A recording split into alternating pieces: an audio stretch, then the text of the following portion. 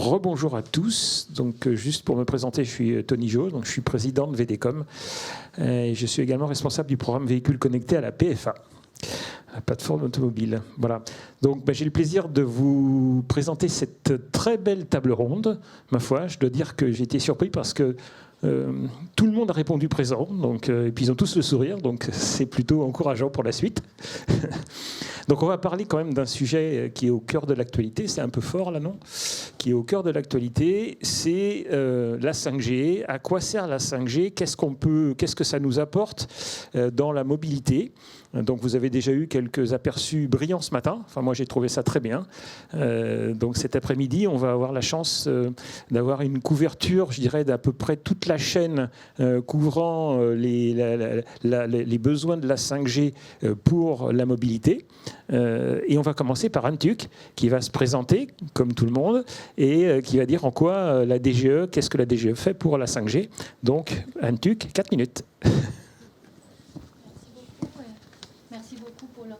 De cette table ronde. Donc, Anh Tuc Nguyen, je suis chef de projet réseau et usage 5G à la Direction générale des entreprises au ministère de l'économie. Donc, qu'est-ce qu'on fait en 5G, surtout dans notre équipe ? Donc, si on peut passer à la deuxième slide, j'imagine il y aura J'avais préparé des slides. Voilà, merci. Donc, la DGE est responsable de coordonner la stratégie d'accélération 5G au niveau national. En lien avec les autres ministères, comme le ministère de l'Intérieur, ministère des Armées, ministère de la Recherche, et aussi avec des agences techniques comme l'ARCEP et l'ANSSI pour la partie cybersécurité. Le souhait de l'État, c'est de mobiliser de financement public à l'auteur de près de 500 millions d'euros d'ici fin de l'année, et plus de 700 millions d'euros en 2025 pour investir dans le cas d'usage de la 5G et les futures technologies de télécom. Et par l'effet de levier, donc les investissements privés qui va compléter ces investissements publics. L'ambition est d'atteindre 1,7 milliard d'investissements en fin 2025. Il y a 4 actions identifiées. Le premièrement, c'est de favoriser la demande, concrètement de favoriser le développement de cas d'usage 5G. Deuxièmement, c'est pour favoriser l'offre, donc le développement des solutions françaises sur le réseau télécom. Le troisième, c'est de favoriser la R&D. Et le quatrième, c'est de renforcer l'offre de formation. Et merci. Donc, je voudrais vous présenter ici le premier résultat de la stratégie d'accélération 5G. Donc, il s'agit de résultats de l'appel à projet plan de relance. Nous avons sélectionné 21 plateformes d'expérimentation 5G dans des cas d'usage très différents, que ce soit dans la mobilité connectée, dans l'industrie 4.0, dans la santé et dans les bâtiments connectés ou aussi des territoires connectés. Vous avez une très jolie carte de la France avec des points bleus sont là où se trouvent les plateformes d'expérimentation. De manière générale, ce sont des consortiums qui reflètent un peu les genres de consortiums que vous avez vu ce matin avec des fournisseurs de solutions, des utilisateurs, des opérateurs, et voilà, qui testent des cas d'usage ensemble et qui encouragent l'émergence de nouveaux cas d'usage. Et parmi ces 21 plateformes, 7 concernent les mobilités connectées. Voilà. Merci beaucoup, c'est très, très bien. Et puis félicitations. Hein, je pense que là, comme on disait, il y a pas mal d'argent qui est mis à disposition. Maintenant, libre à vous tous d'aller chercher cet argent. Et quand vous avez besoin d'un contact, vous connaissez Anne Tuc maintenant. Elle a des millions à vous donner. On va continuer par les opérateurs télécoms et infrastructures. Donc Emmanuel, la parole est à toi. Oui, donc moi je suis en charge du développement dans la direction entreprise de Bouygues Telecom. Donc c'est tout ce qui est développement de nouvelles activités pour Bouygues Telecom entreprise. Alors on est surtout connu Bouygues Telecom comme un opérateur grand public, mais on est aussi un opérateur entreprise important. On est le 3e opérateur en France avec plus de 80 000 clients. Et notamment dans le mobile, on est présent dans plus de 35% des entreprises du CAC 40. avec plus de 2 millions d'utilisateurs mobiles, 100 millions fixes, et une forte croissance sur ce marché sur lequel on investit énormément, notamment au travers de nos infrastructures, donc bien sûr en termes de couverture aujourd'hui sur notre réseau 4G avec 99% de la population couverte, et surtout on a beaucoup investi en matière de fibre, à la fois pour le grand public et les entreprises. Aujourd'hui on couvre 90% des entreprises en fibre, dont plus de 60% maintenant en propre par du déploiement dans les trottoirs par nous-mêmes. Slide suivant. Donc, forcément, en tant qu'opérateur sur la 5G, qu'est-ce qu'on fait? On investit dans ces infrastructures. Bouygues Telecom s'est investi plus d'1,3 milliard par an dans ces infrastructures mobiles et fixes. Donc, c'est assez énorme en termes de montant d'investissement qui servent bien sûr au grand public et à l'entreprise. Sur le marché entreprise, par ailleurs, sur la 5G, on accompagne nos clients avec plus de 1400 collaborateurs qui sont dédiés au marché entreprise, répartis en France un peu partout dans 11 agences aujourd'hui, plus un réseau de distribution. Et puis, on investit aussi dans la technologie avec des partenaires. Sur le réseau fixe entreprise, c'est avec Nokia. On a un cœur de réseau dédié aux entreprises avec Nokia. Sur la partie mobile, on travaille avec Ericsson, et puis on a tout plein de partenaires dans des domaines assez variés. Alors, sur la 5G, qu'est-ce qu'on fait concrètement aujourd'hui? On participe à 2 des projets financés par l'État que sont OpenRoad et BATLab. Alors, BATLab, vous me direz Bouygues, c'est normal, sauf que c'est pas avec Bouygues qu'on le fait, c'est avec Dalkia. Et puis on travaille sur un 3e projet de Fab Lab là-dessus, donc c'est plutôt pour les industries. Avec le KM0, qui est une pépinière à Mulhouse dédiée aux startups qui travaillent dans la digitalisation de l'industrie, et IBM comme partenaire. Voilà rapidement le portrait de ce que l'on fait côté entreprise. Merci beaucoup, c'était très clair. On va continuer avec les opérateurs. Endofen, tu présentes TDF.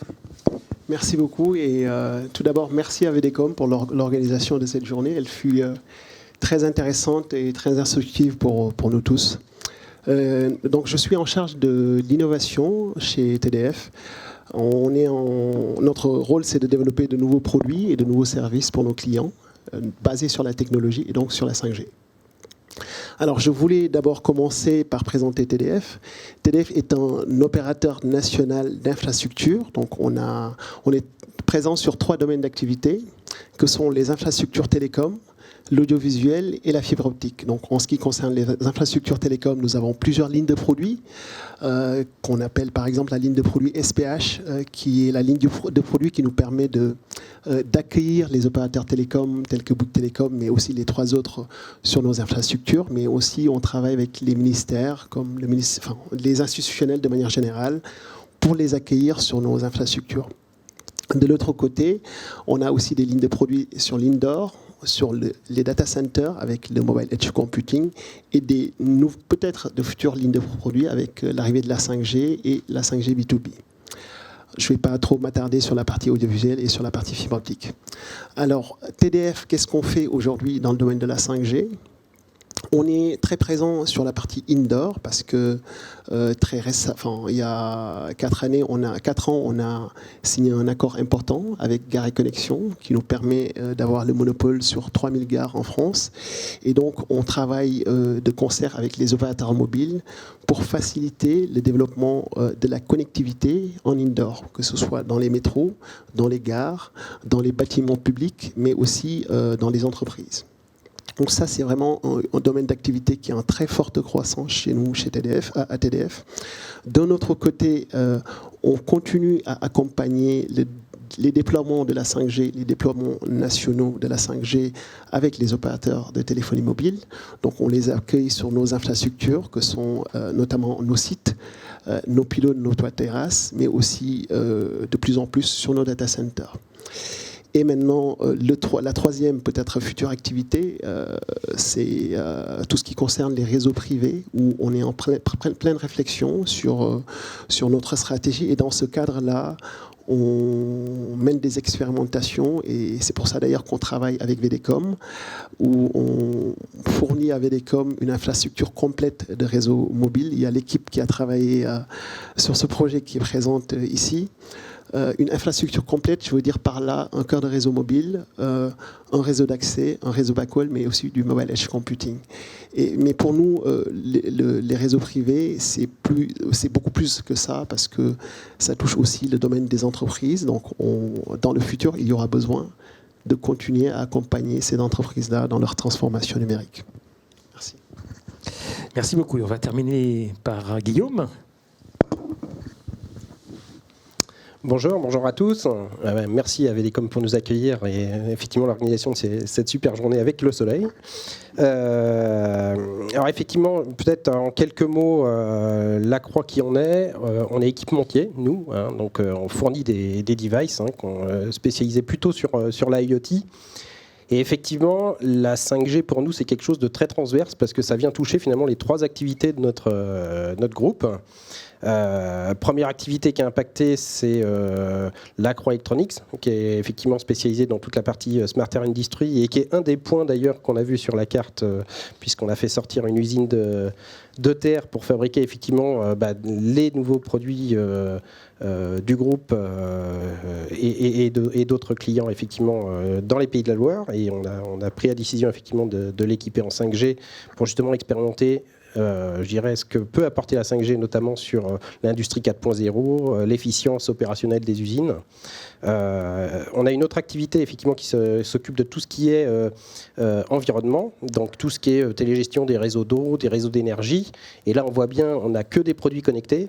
Et donc forcément, la 5G, pour nous, c'est un impact quand même assez majeur sur des marchés importants.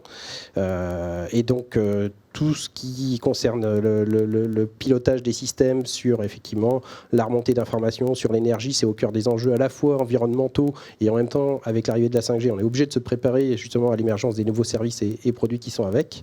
Et enfin la mobilité, l'Acroix City effectivement, qui participe entre autres à 2 projets 5G Open Road dont on a parlé ce matin et effectivement qui va nous permettre de voir quel est l'impact de la 5G sur les usages de la ville.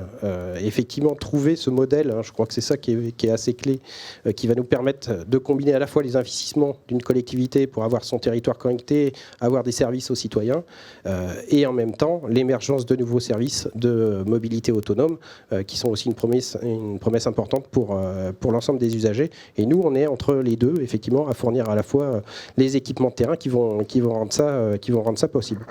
Donc voilà, donc la 5G, effectivement, quelque chose, une technologie en fait qui va bouleverser globalement nos écosystèmes de façon transverse au niveau groupe, et donc on est très fiers de suivre l'ensemble de ces projets. Merci beaucoup. Maintenant, on va passer à l'automobile avec Saleh pour Stellantis. Bonjour à tous, donc Saleh Bensator, donc je suis spécialiste V2X au sein du groupe et je suis également responsable des systèmes connectés pour le véhicule autonome au sein de la direction recherche et innovation. Et donc, avant de présenter en fait le groupe, on est conscient, en fait, aujourd'hui, quand on voit nos véhicules, on part du principe que l'objet que l'on voit, c'est uniquement l'objet physique, celui qui nous mouvoie d'un endroit à un autre. Mais aujourd'hui, on est parti un peu plus loin que ça. En fait, aujourd'hui, le véhicule, c'est une combinaison d'éléments intégrés dans le véhicule, mais aussi d'autres qui sont débarqués. Sur des clouds, et donc ce qui est produit aujourd'hui, c'est un véhicule connecté, et c'est ce qu'on retrouve aujourd'hui dans nos concessions. Donc juste pour rappeler Stellantis, ça reste un groupe assez nouveau dans l'écosystème automobile, mais en réalité, c'est la fusion de 2 grands groupes, ex-PSA et ex-FCA. Donc aujourd'hui, au sein du groupe, on a 14 marques, à la fois européennes, américaines et puis italiennes. Et puis, vous allez voir tout en bas, on a 2 entreprises qui sont plutôt là pour de la mobilité, du service de mobilité, Free to Move. Je pense pour ceux qui habitent en Île-de-France, voient assez régulièrement les véhicules. Et puis l'Isis, qu'on connaît en Europe, mais surtout aux États-Unis. Voilà. Donc, en tant que groupe, évidemment, on est au cœur des questions autour de la connectivité, des coopérations entre véhicules, et puis évidemment il y a la question de la 5G. Donc nous, on est au cœur de la mise en œuvre de la 5G dans nos véhicules. Et donc comment ça s'articule nos activités autour de la 5G? Donc c'est des implications fortes au travers des projets collaboratifs autour de la 5G. Et donc là, j'en énumère quelques-uns, mais le dernier, je pense que ça a été évoqué à plusieurs reprises, le projet 5G Open Road. Donc c'est avec une ambition assez intéressante de faire fédérer l'ensemble des acteurs de la mobilité. Et puis en réalité, on a amorcé ces travaux depuis 2015, notamment au travers Toward 5G, vers la 5G, voir toutes les possibilités de la 4G en passant par le LTE V2X et puis la 5G, voir qu'est-ce qu'on gagne finalement en termes de performance. Et donc on est impliqué sur des activités françaises, donc 5G Car, 5G Croco. Et puis il y a 5G Carmen au travers nos homologues qui sont en Italie. Donc le but finalement de nos expérimentations sur la 5G, c'est de se poser la question quel rôle va jouer cette nouvelle technologie au service du véhicule de façon plus large et surtout au service du véhicule autonome. Quel est cet apport? Qu'est-ce qu'on active comme nouveau cas d'usage? Et puis évidemment, ayant conscience en fait de cette importance ou de fédérer, de converger ces demandes, celui de la mobilité et des nouvelles technologies de communication, nous sommes pleinement acteurs au sein de la 5GAA, donc c'est l'Alliance automobile autour de la 5G, et on est même board member, donc avec une implication forte dans l'ensemble des groupes de travaux. Voilà. Merci beaucoup. Et Isabelle, tu vas continuer pour Renault? Oui, je ne vais pas rajouter beaucoup de choses par rapport à Stellantis parce que ça se ressemble quand même pas mal. Donc le concurrent, c'est bon signe. C'est bon signe. Ouais. Le concurrent Renault. Donc Isabelle Paulin-Jardel, je suis le chef de projet sur 5G Open Road et je suis rattachée à la direction de l'innovation et de la recherche. Et la 5G, c'est un sujet clairement d'innovation chez nous parce qu'effectivement on se pose encore beaucoup de questions. Alors peut-être un petit point sur Renault et notre raison d'être, hein. Nous faisons battre le cœur de l'innovation pour que la mobilité nous rapproche les uns des autres. Donc vraiment l'innovation au cœur de notre motivation et pour nos clients. Si on passe sur le suivant, oui, j'ai mis le projet 5G Open Road. Pourquoi est-ce qu'on s'investit effectivement dans des projets collaboratifs du type 5G Open Road? Pour nous, c'est vraiment de comprendre quels apports la 5G va avoir pour nous et pour nos clients. Donc pour la sécurité, renforcer la sécurité de nos véhicules et apporter effectivement un service complémentaire à nos clients. On a aussi des domaines sur la 5G où on travaille aussi pour nos usines. Il y a différents domaines dans le groupe. Voilà. Merci Isabelle. On va passer maintenant aux équipementiers, à commencer par Thomas. Thomas De Vial, je travaille donc chez Continental à Rambouillet, pas très loin d'ici. Mon rôle, c'est d'être en interface avec le groupe Stellantis et le groupe Renault-Nissan, aussi Nissan au Japon. Donc mon périmètre, c'est toute l'électronique d'intérieur. Ça va de boîtier télématique au système d'accès et ce qu'on appelle le cockpit. Comment ça s'appelle en français, l'ordinateur central, on va dire, la nouvelle architecture. Et mon rôle, c'est de préparer justement toutes nos plateformes pour coller aux besoins de mes clients préférés français, quoi. Continental, oui, on a un rôle important dans tout ce qui est télématique, puisqu'on est un des leaders de la télématique. On a racheté la société Motorola Automotive en 2006, et du coup, on a depuis très longtemps un noyau d'ingénieurs qui était très avancé dans tout ce qui était télématique. Ça nous a permis de fonder notre première plateforme 4G, et puis d'avoir un succès, j'allais dire, vraiment général auprès d'un grand nombre de constructeurs. Du coup, on a une très bonne connaissance de ce qui se passe, puisqu'on est consulté par pratiquement tous les constructeurs quand il y a un appel d'offres. Donc on voit le marché d'un point de vue mondial et d'un point de vue transversal. Alors, on se pose un petit peu la question de à quoi ça sert d'avoir la 5G et le corollaire, hein, je pense, le V2X dans la voiture. Nous, ce qu'on voit, c'est que la 5G, c'est d'abord un accélérateur. Les accélérateurs, c'est tout ce qui est nouveaux services, nouveaux cas d'usage. On voit qu'évidemment, il y a tout ce qui tourne autour du véhicule autonome. Le véhicule connecté et tout ce qui tourne autour de la sécurité, sauver des vies. Le V2X, c'est aussi un des accélérateurs. On sait qu'avec la norme Euro NCAP 2023-2027, il va y avoir des éléments qui vont permettre de faire gagner des points pour avoir plus d'étoiles. Donc, on sait que dans le calcul, vous savez que les constructeurs font des calculs pour ils visent sur tel véhicule 5 étoiles, 4 étoiles, 3 étoiles ou autre chose. Et le V2X, on sait que maintenant, ça va faire partie du calcul. Après, il y a un choix à faire, ce que j'en mets, ce que j'en mets pas. Mais ça va pousser les constructeurs à mettre du V2X à terme dans les véhicules. Volkswagen a déjà lancé son propre service V2X, comme tout le monde le sait, je pense, dans cette salle. Un des gros accélérateurs aussi de la 5G dans les véhicules, c'est le fait qu'on s'appuie sur un réseau on va dire téléphonique ou un réseau mobile qui a ses propres cycles de vie. On est en train de vivre la mort de la 3G et de la 2G. Il y a eu des communications en ce sens récemment, par exemple par Orange. On sait que c'est à horizon 2025 les poussières. On peut anticiper que la 4G va disparaître à horizon 2030, 2035. Hein, si on compare les cycles, on regarde le passé et qu'on essaie de le projeter dans l'avenir. Or, les constructeurs, ils essaient de faire des voitures, non pas pour 5 ans, mais pour 10, 15 ans. Il y a quand même une volonté de faire marcher sa voiture assez longtemps. L'obsolescence de la 4G va pousser les constructeurs à monter de la 5G, j'ai dire, par obligation, pour pouvoir avoir une durée de vie qui soit raisonnable. Thomas, excuse-moi, je t'interromps parce que tu as déjà bien avancé sur les sujets d'après, mais je pense qu'on va essayer de rester aux 4 minutes quand même pour chacun.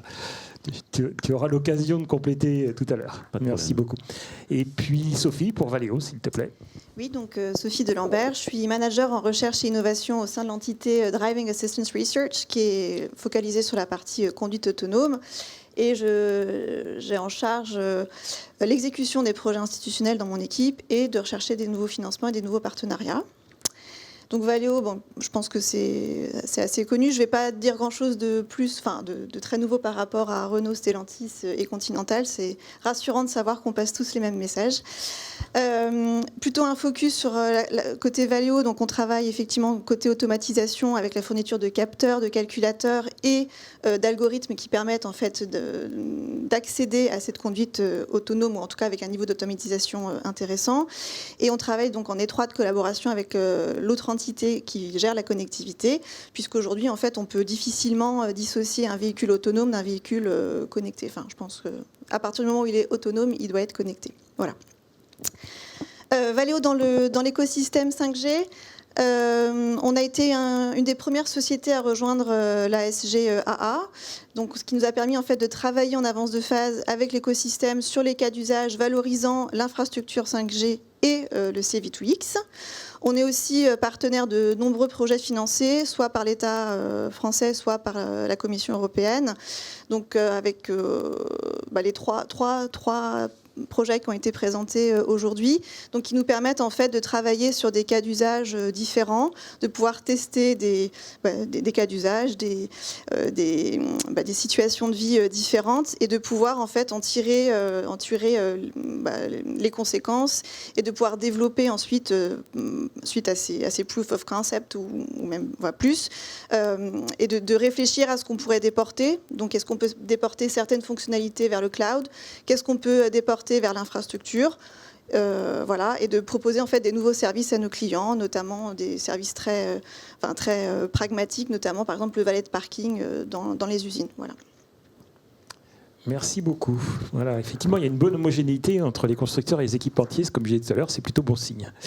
Et on va terminer, last but not least, par Jean-Laurent, qui est plutôt là pour représenter les opérateurs de mobilité. Exactement. Bonjour à tous. Merci à VDCOM de m'accueillir. Donc, je suis expert nouvelle mobilité et je suis rattaché au directeur de la flotte groupe et en charge du déploiement. Et je regarde le déploiement des véhicules zéro émission.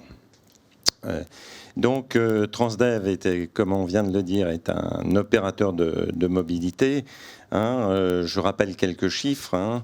On transporte quotidiennement à peu près 11 millions de personnes à travers les 5 continents. On a plus de 40 000 véhicules, on va dire tous connectés, et je reviendrai dessus. On a 17 modes de transport. Ça va depuis la voiture en partage, en passant par du transport éventuellement médical pour des personnes, c'est ce qu'on fait en Hollande pour des personnes qui vont donc à l'hôpital. On a bien entendu tout ce qui est autobus, autocar, tramway et même train. Voilà, ainsi que du bateau, puisqu'on dessert certaines îles en France et on opère dans la baie de Toulon les navettes qui traversent le port. Voilà. Donc, tout de même, 80... Pas de trottinette. Si, on en a aussi. Bon, ça fait partie des 17 modes, mais voilà, ça dépend. Mais la majorité, c'est tout de même de gros véhicules. Et aujourd'hui, c'est vrai que je vais représenter un peu les professionnels de la mobilité. Donc, tout ça pour dire, donc, on a des véhicules connectés, puisqu'en tant que gestionnaire d'une grosse flotte, on doit savoir en permanence où sont nos véhicules, à la fois pour offrir le meilleur service, c'est-à-dire lorsque vous êtes sur une ligne régulée, en même temps quand valider et avoir les validations lorsqu'on rentre le soir au dépôt, suivre la manière dont le conducteur opère son véhicule, puisqu'on a des enjeux énergétiques et l'actualité nous montre à quel point ça devient important. Et on a, au travers de tout ça, le besoin de télémaintenance, puisque c'est des véhicules. On a une obligation de service, c'est-à-dire qu'en permanence, tous les matins, à 6 heures, il faut que nos autocars sortent et qu'on fasse leur journée complète de service dans les meilleures conditions. Donc, cette connectivité dont vous parlez, véhicules connectés, on la connaît depuis pas loin de 15 ans. Sauf à l'époque, on multipliait les systèmes. Chacun venait avec son système de gestion de flotte, système de billettique, système de priorité feu. Donc, on avait, comme on dit souvent, des véhicules qui devenaient des sapins de Noël, quoi, presque en termes de télématique embarquée. Et donc, on a commencé à faire une opération qui a été de se dire, il nous faut des réseaux IP à bord, donc orientés à Internet. Et maintenant, on attend, voilà, qu'est-ce qu'on attend de la 5G ? Eh bien, c'est d'avoir la continuité, c'est-à-dire maintenant alimenter nos bases opérationnelles et d'être dans la continuité de l'entreprise. Bon. Puisqu'on a différents réseaux, on va du Wi-Fi, comme je vous l'ai dit, depuis des télécoms dédiés lorsqu'on travaille avec de temps en temps l'Acrois-City sur du BHNS, avec ce qu'on appelle du diaser à l'époque, c'est donc la priorité feu pour les véhicules lourds. Et puis on a bien entendu aussi donc des véhicules électriques, et c'est le véhicule électrique est aussi un véhicule totalement connecté, puisqu'il faut suivre la batterie, il faut estimer son autonomie jusqu'à la fin de la mission, et ça nécessite d'être suivi.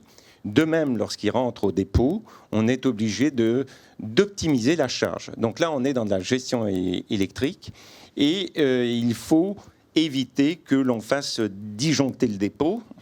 Et pour ça, il faut suivre de manière très précise la demande, savoir que tel véhicule qui rentre à telle heure sortira à telle heure, qui peut éventuellement pas surcharger tout de suite, mais un peu plus tard. Et donc, on est là dans le V2G que les constructeurs automobiles, dont j'ai le plaisir qu'on soit à nouveau ensemble, connaissent depuis pas mal d'années. Et puis demain, il va y avoir du grid. Donc voilà ce qu'on attend au travers de la 5G. Donc beaucoup de choses. On attend beaucoup des services que vous nous offrirez à titre professionnel. Voilà. Merci beaucoup Jean-Laurent. Bon, voilà, je pense que ça valait la peine que chacun se présente et dise un petit peu quelles sont ses ambitions autour de la 5G. On peut voir comme ça combien c'est important. Alors on va passer à la deuxième partie de cette table ronde qui est débattre autour de sujets. Alors ce sont des sujets totalement pris au hasard, pas du tout, on a tout préparé à l'avance. Première question, c'est... Ouais. Première question, c'est le calendrier des déploiements. Donc on va commencer par Anne Tuc qui va nous expliquer le calendrier des déploiements vu de l'État sur la 5G. Qu'est-ce que c'est ? Alors, pour répondre à la question, donc, il y a déjà des éléments de calendrier de la stratégie d'accélération 5G en 2025 et 2027 en termes de dépenses, mais aussi en termes de toutes les initiatives, tous les appels à projets et appels à manifestation d'intérêt que nous avons lancés. Et là, ça concerne le déploiement de la 5G grand public, surtout les obligations de couverture 5G qui a été imposée dans les licences de 5G dans la bande 3,4-3,8 GHz aux 4 opérateurs. L'idée, c'est d'avoir de couverture des axes routiers, donc type autoroutier, mais aussi de type liaison principale, avec donc pour le premier type plus de 16 000 km en fin 2025 pour les 3 premiers opérateurs, et puis fin 2027 pour Free Mobile. Et en ce qui concerne la couverture 5G des axes routiers à vocation de type liaison principale, c'est 55 000 kilomètres. Et non seulement en termes de kilomètres couverts, mais c'est aussi, il y a des exigences concernant le débit et concernant la latence. Donc, vous avez vu le seuil de latence, par exemple, à 10 millisecondes. Ça, c'est vraiment le seuil qu'on part dans le cadre de véhicules connectés pour assurer une sécurité de connectivité de véhicules connectés. Et en dehors de ces obligations, il y a aussi une obligation de couverture dans les zones moins denses, dans les zones rurales, de 25% de sites déployés par les opérateurs. Et aussi une obligation en fin 2023 des offres différenciées ou des offres de slicing. Donc ça, c'est aussi dans l'optique d'avoir peut-être des tranches dédiées à des véhicules connectés ou à de services de sécurité. Et tout ça, c'est suite à une volonté au niveau européen d'avoir ces genres d'obligations. Donc, en Allemagne, par exemple, les opérateurs mobiles, ils ont le même genre d'obligations de couverture. Très bien, c'est clair. Alors maintenant, on va demander à Emmanuel comment Bouygues voit cette couverture. Parce que, bon, là, c'est une demande de l'État, mais est-ce que les opérateurs vont suivre la demande et quelle release vont-ils déployer? Quelles fonctions de la 5G vont-ils déployer? C'est un peu plus... Il y a un peu plus de complexité à rajouter. Alors, oui, je ne démarrerai pas par cette slide-là, mais peut-être dire, en fait, effectivement, on a des obligations réglementaires, qui est un driver important. On les respecte et souvent on les devance de beaucoup. Mais le driver principal pour les opérateurs aujourd'hui dans l'investissement de leur réseau mobile, c'est l'usage des consommateurs. Il est multiplié par 2,5 environ tous les 3 ans. Ce qui est assez énorme en termes de trafic à écouler et qui fait qu'on est obligé d'investir en permanence. Alors, investir à 3 niveaux. En fait, on investit dans la densification du réseau, ça c'est le premier niveau. Le deuxième niveau, c'est on investit en rajoutant des fréquences sur les sites, on allume plus de fréquences. Et puis le troisième niveau, c'est effectivement mettre la 5G. Alors, premier niveau, la densification. Aujourd'hui, nous, typiquement, on a un réseau de 25 000 sites en France. Il en faisait probablement 10 000 de moins il y a seulement quelques années et il en fera 10 000 de plus dans quelques années aussi. En fait, il ne cesse de croître à la fois pour respecter nos obligations réglementaires, couvrir toutes les routes et les zones blanches, mais aussi pour densifier parce que en ville, pour arriver à absorber la croissance du trafic, on est obligé de rajouter des sites. Donc le deuxième investissement, c'est rajouter des fréquences. Donc là, c'est à l'occasion du déploiement de la 5G, de la nouvelle bande de fréquence 5G qui est 3 Giga 5, on en profite pour allumer toutes les fréquences de notre patrimoine. Aujourd'hui, ce n'est pas le cas. Nos sites n'ont pas allumé toutes les fréquences. Mais là, à l'occasion du déploiement de la 5G, on allume tout. Donc on a du 700, du 800, du 900, du 1800, du 2100, du 2600, du 3 Giga 5. On met tout pour pouvoir absorber finalement la croissance du trafic. Et ça sera le cas à terme sur la très très grande majorité des sites qui couvrent les unités urbaines de plus de 4000 habitants. Donc quand même un très très grand nombre de villes en France. Voilà. Alors ça c'est pour la partie, je dirais, couverture. L'autre phasage, effectivement, c'est du point de vue du cœur de réseau.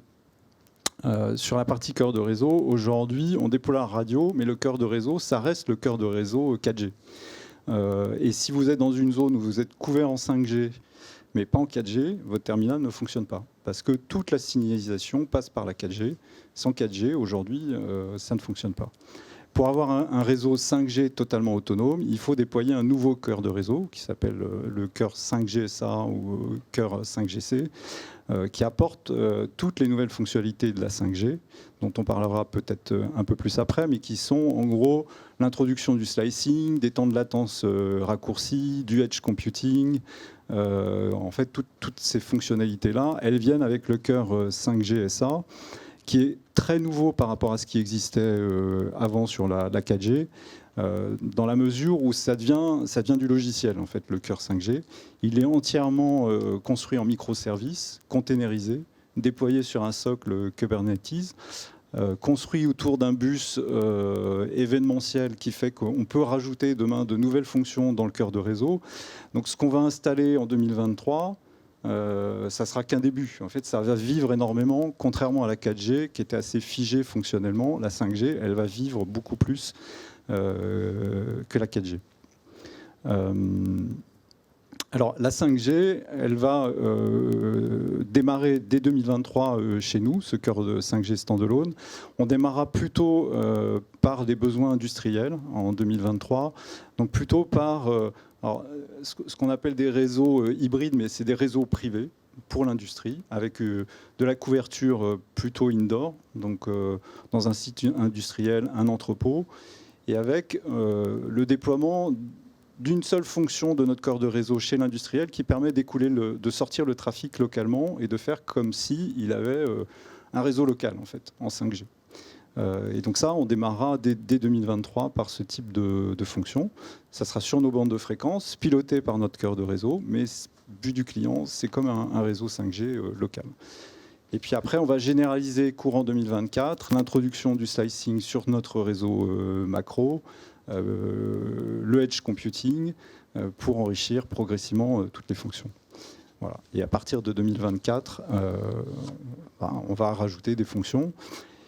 Après, en termes d'utilisation des fréquences, ce que je n'ai pas dit non plus, c'est qu'effectivement, la 4G aura une fin. Parce que, en fait, côté grand public, les clients s'équipent de terminaux 5G.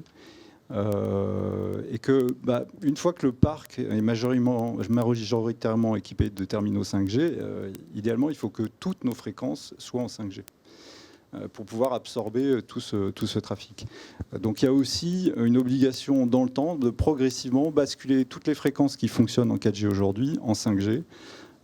C'est ce qui s'est passé aussi sur la 3G, où progressivement on a utilisé les fréquences de la 3G en 4G pour qu'elles ne fonctionnent plus que sur quelques fréquences. Donc effectivement, il faut aussi anticiper ce changement-là, où dans le temps, la 5G va être déployée sur toutes les fréquences. Voilà rapidement pour le phasing. Très bien, donc les opérateurs suivent bien, visiblement. Alors que pensent les constructeurs de ça ? Comment est-ce qu'ils voient ce calendrier de déploiement de la 5G, Isabelle ? On est obligé de suivre parce qu'effectivement, la 4G va être amenée à disparaître. Donc il faut qu'on anticipe et qu'on prépare les véhicules de demain. On a parlé là, tout à l'heure des NCAP à horizon au-delà de 2024 qui va évoluer et qui va faire que la connectivité va nous permettre, et les véhicules les mieux équipés en termes de connectivité vont pouvoir et peut-être avoir des étoiles supplémentaires. Donc on a intérêt effectivement à y aller. Donc ce sont des nouvelles fonctionnalités qu'on va pouvoir offrir à nos clients sur les véhicules connectés. Et donc, il faut effectivement qu'il y ait une bonne connectivité, que effectivement on ne perde pas le réseau et que nos clients ne se retrouvent pas le bec dans l'eau à ne pas pouvoir utiliser la fonctionnalité parce que il y a pas de couverture. Et puis derrière, on voit aussi pour nous la possibilité d'améliorer la sécurité de nos véhicules par ces nouvelles fonctionnalités et par une fiabilité de la connectivité et donc de ce qui est déployé après dans le véhicule. Très bien, merci beaucoup. Alors, je dis toujours qu'aujourd'hui, l'industrie automobile est complètement focalisée sur la transition énergétique parce que la loi l'oblige à le faire. Donc, il y a une marche forcée de transformation de l'industrie automobile des moteurs thermiques vers les moteurs électriques, pour être clair. Ce qui fait qu'on masque un peu tous les travaux qui sont faits autour de la connectivité. On en parle beaucoup moins, alors qu'en fait, il y a plein de choses qui se passent et qu'en réalité, à mon sens, la connectivité, c'est une vraie révolution sur l'usage de la voiture, voiture ou objet de mobilité au sens large. La transformation du moteur, ok, on passe d'un moteur thermique à un moteur électrique, ça change quelque chose, mais en final, c'est toujours pareil, on a toujours une voiture qu'on conduit. Là, on va avoir un autre objet qu'on va utiliser différemment, et donc je voudrais qu'on aborde un petit peu ce sujet-là, à commencer par TDF. Endofen, quel bénéfice tu vois pour la mobilité de la 5G, ou dit autrement, peut-être un petit peu plus techniquement, quelles sont les caractéristiques de la 5G qui vont permettre d'apporter des nouveaux services? Alors, je vais parler peut-être avec des termes un peu techniques, mais les trois objectifs. Oui, et très averti. Les trois objectifs de la 5G, c'est bien le très haut débit avec le Enhanced Mobile Broadband.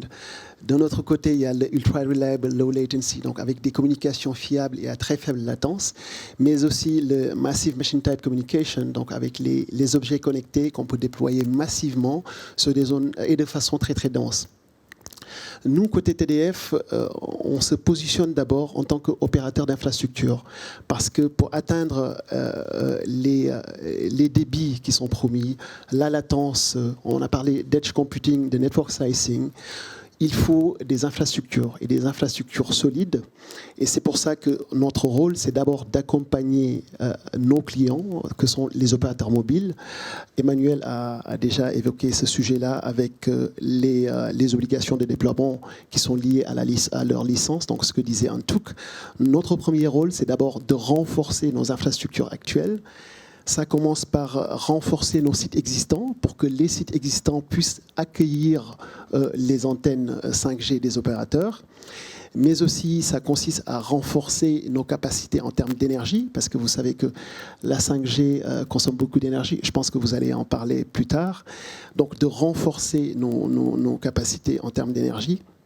Et pour aller au-delà de tout ça, en termes de connectivité, on pense aussi, et là je vais rebondir sur la partie 5G privée, on pense qu'il y a un écosystème, un ensemble d'industriels qui demain auront besoin des usages, des services de la 5G.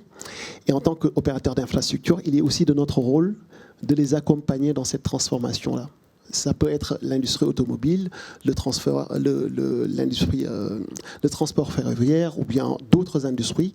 Mais en tant qu'opérateur d'infrastructure, on est agnostique à l'industrie. On se place sur les infrastructures et sur la technologie pour accompagner cette mobilité dont vous parlez. Très bien. Alors Isabelle, tu nous as dit tout à l'heure comment tu voyais le déploiement. Maintenant, même question que pour Endofen. C'est quoi les bénéfices qu'on espère de la 5G sur l'automobile? Un peu plus techniquement, je dirais, cette fois. Je dirais qu'ils sont plusieurs ordres. D'une part, effectivement, ça va être de renforcer la sécurité des véhicules et éventuellement des piétons autour, donc d'avoir effectivement des informations qui nous sont transmises de manière fiable et rapide. Deux mots-clés pour l'automobile. Oui, deux mots-clés. Donc ça va être aussi d'aller regarder tout ce qui est embarqué, débarqué, et effectivement d'aller travailler sur tout ce qui est sûreté de fonctionnement pour s'assurer qu'effectivement on peut faire confiance à ce qui arrive de l'extérieur et le prendre en compte dans la voiture. C'est pas gagné dans l'automobile. On est quand même très content de nos voitures, et ce qui vient de l'extérieur, on est un petit peu dubitatif. Donc il va falloir qu'on prouve effectivement qu'on peut compter là-dessus.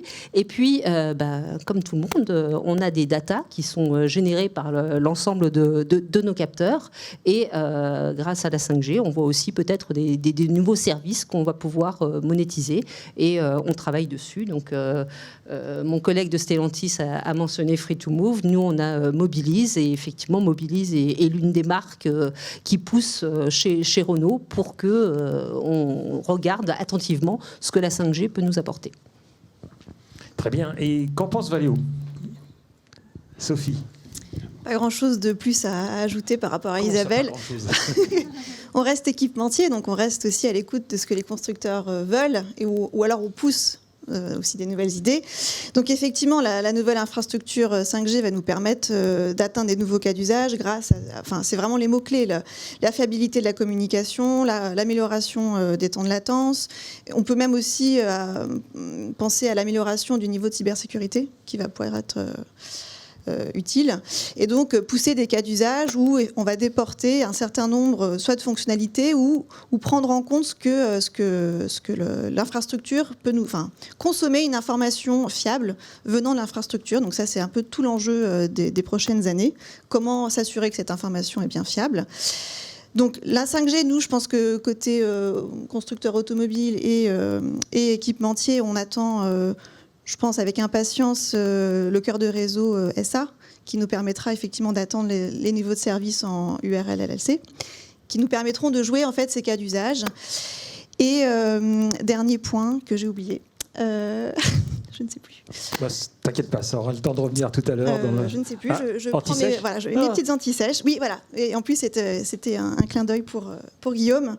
On pense que toute la partie lien direct V2X est indispensable et complémentaire en fait de la 5G. Donc, en tout cas, nous, c'est notre position côté Valeo. Voilà. C'était nécessaire quand même de dire ce point. Voilà. Très bien. C'était très bien. Merci beaucoup. Les opérateurs de mobilité, qu'est-ce qu'ils en pensent ? Qu'est-ce qu'ils attendent de la 5G alors ? Jean-Laurent. Je vais répondre à ce qui a été dit. Donc nous, on attend des faibles temps de latence, entre autres lorsqu'on va aller vers des automatismes et de la supervision. On veut en même temps de la sécurité, puisque lorsqu'on a des véhicules qui seront automatisés ou semi-automatisés et qui devront éventuellement franchir des carrefours ou des choses comme ça, c'est des lieux sensibles où la sécurité prime. Et puis, c'est dans notre mission de transporter les gens en toute sécurité. Donc, je ne peux aller que dans le sens de tout ce qui vient d'être dit en termes de développement technologique, mais tout ça, comme on se le dit, pour aller chercher de nouveaux cas d'usage. Et ce qu'on attend de la 5G, c'est en fait de nous ouvrir des cas d'usage qu'on ne pouvait pas envisager jusqu'à présent, en termes à la fois de débit, d'Internet of Things, sans aller même jusqu'à l'automatisme. Puisque nous, on est dans un système de transport avec des véhicules, de l'infrastructure, que tout ça doit communiquer. Lorsque vous commencez à manier des puissances de charge allant jusqu'à 350 kW en moins de dizaines de secondes, etc., la sécurité prime. Voilà. Donc, voilà, je ne peux que aller dans le sens des experts, et leur dire, dès que ça sera disponible, avec plaisir, pour ouvrir de nouveaux cas d'usage. Merci, très bien. On voit l'homogénéité de l'attente des besoins sur les mobilités pour la 5G, il n'y a pas de doute là-dessus. Alors, on en a un petit peu parlé tout à l'heure, et Endofen, tu en as dit deux mots. On nous reproche beaucoup la consommation ou la sobriété ou la non-sobriété énergétique de ces échanges de données. Alors, quand vous savez aujourd'hui que les constructeurs automobiles se battent pour un dixième de gramme de CO2 dans leur voiture, avec ces débits, ces quantités de données qu'on va échanger, puisque visiblement on va en échanger de plus en plus, quelle va être l'impact sur le CO2. Alors, il y a une très belle analyse de l'ARCEP, qu'est-ce que je raconte, de l'ADEME, qui est parue, je crois, il y a un mois, sur justement l'analyse de l'équivalence en puissance consommée d'un gigaoctet de données transmises. Alors après, j'ai déjà entendu plein de critiques sur le sujet, je crois, de la part de quelques-uns qui sont autour de la table ici. Mais bon, ça vaut ce que ça vaut. En attendant, le chiffre annoncé, c'est 247 Wh le gigaoctet. Très bien. Alors je ne sais pas si c'est vrai, c'est bon, c'est pas bon. En attendant, là, on est en train de parler de téraoctets qu'on va manipuler autour d'une voiture. Donc on voit tout de suite que la consommation, enfin l'équivalent consommation est gigantesque.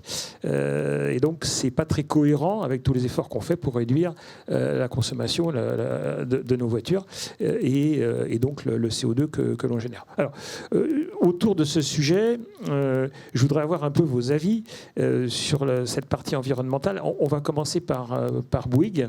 Emmanuel, tu nous as déjà dit donc qu'on avait une meilleure efficacité de la 5G. Est-ce que tu peux en dire un petit peu plus autour de ce sujet ? Oui, bien sûr. Je ne sais pas si j'aurais un droit de réponse aussi sur les attentes des... Il y a des droits de réponse. Hein.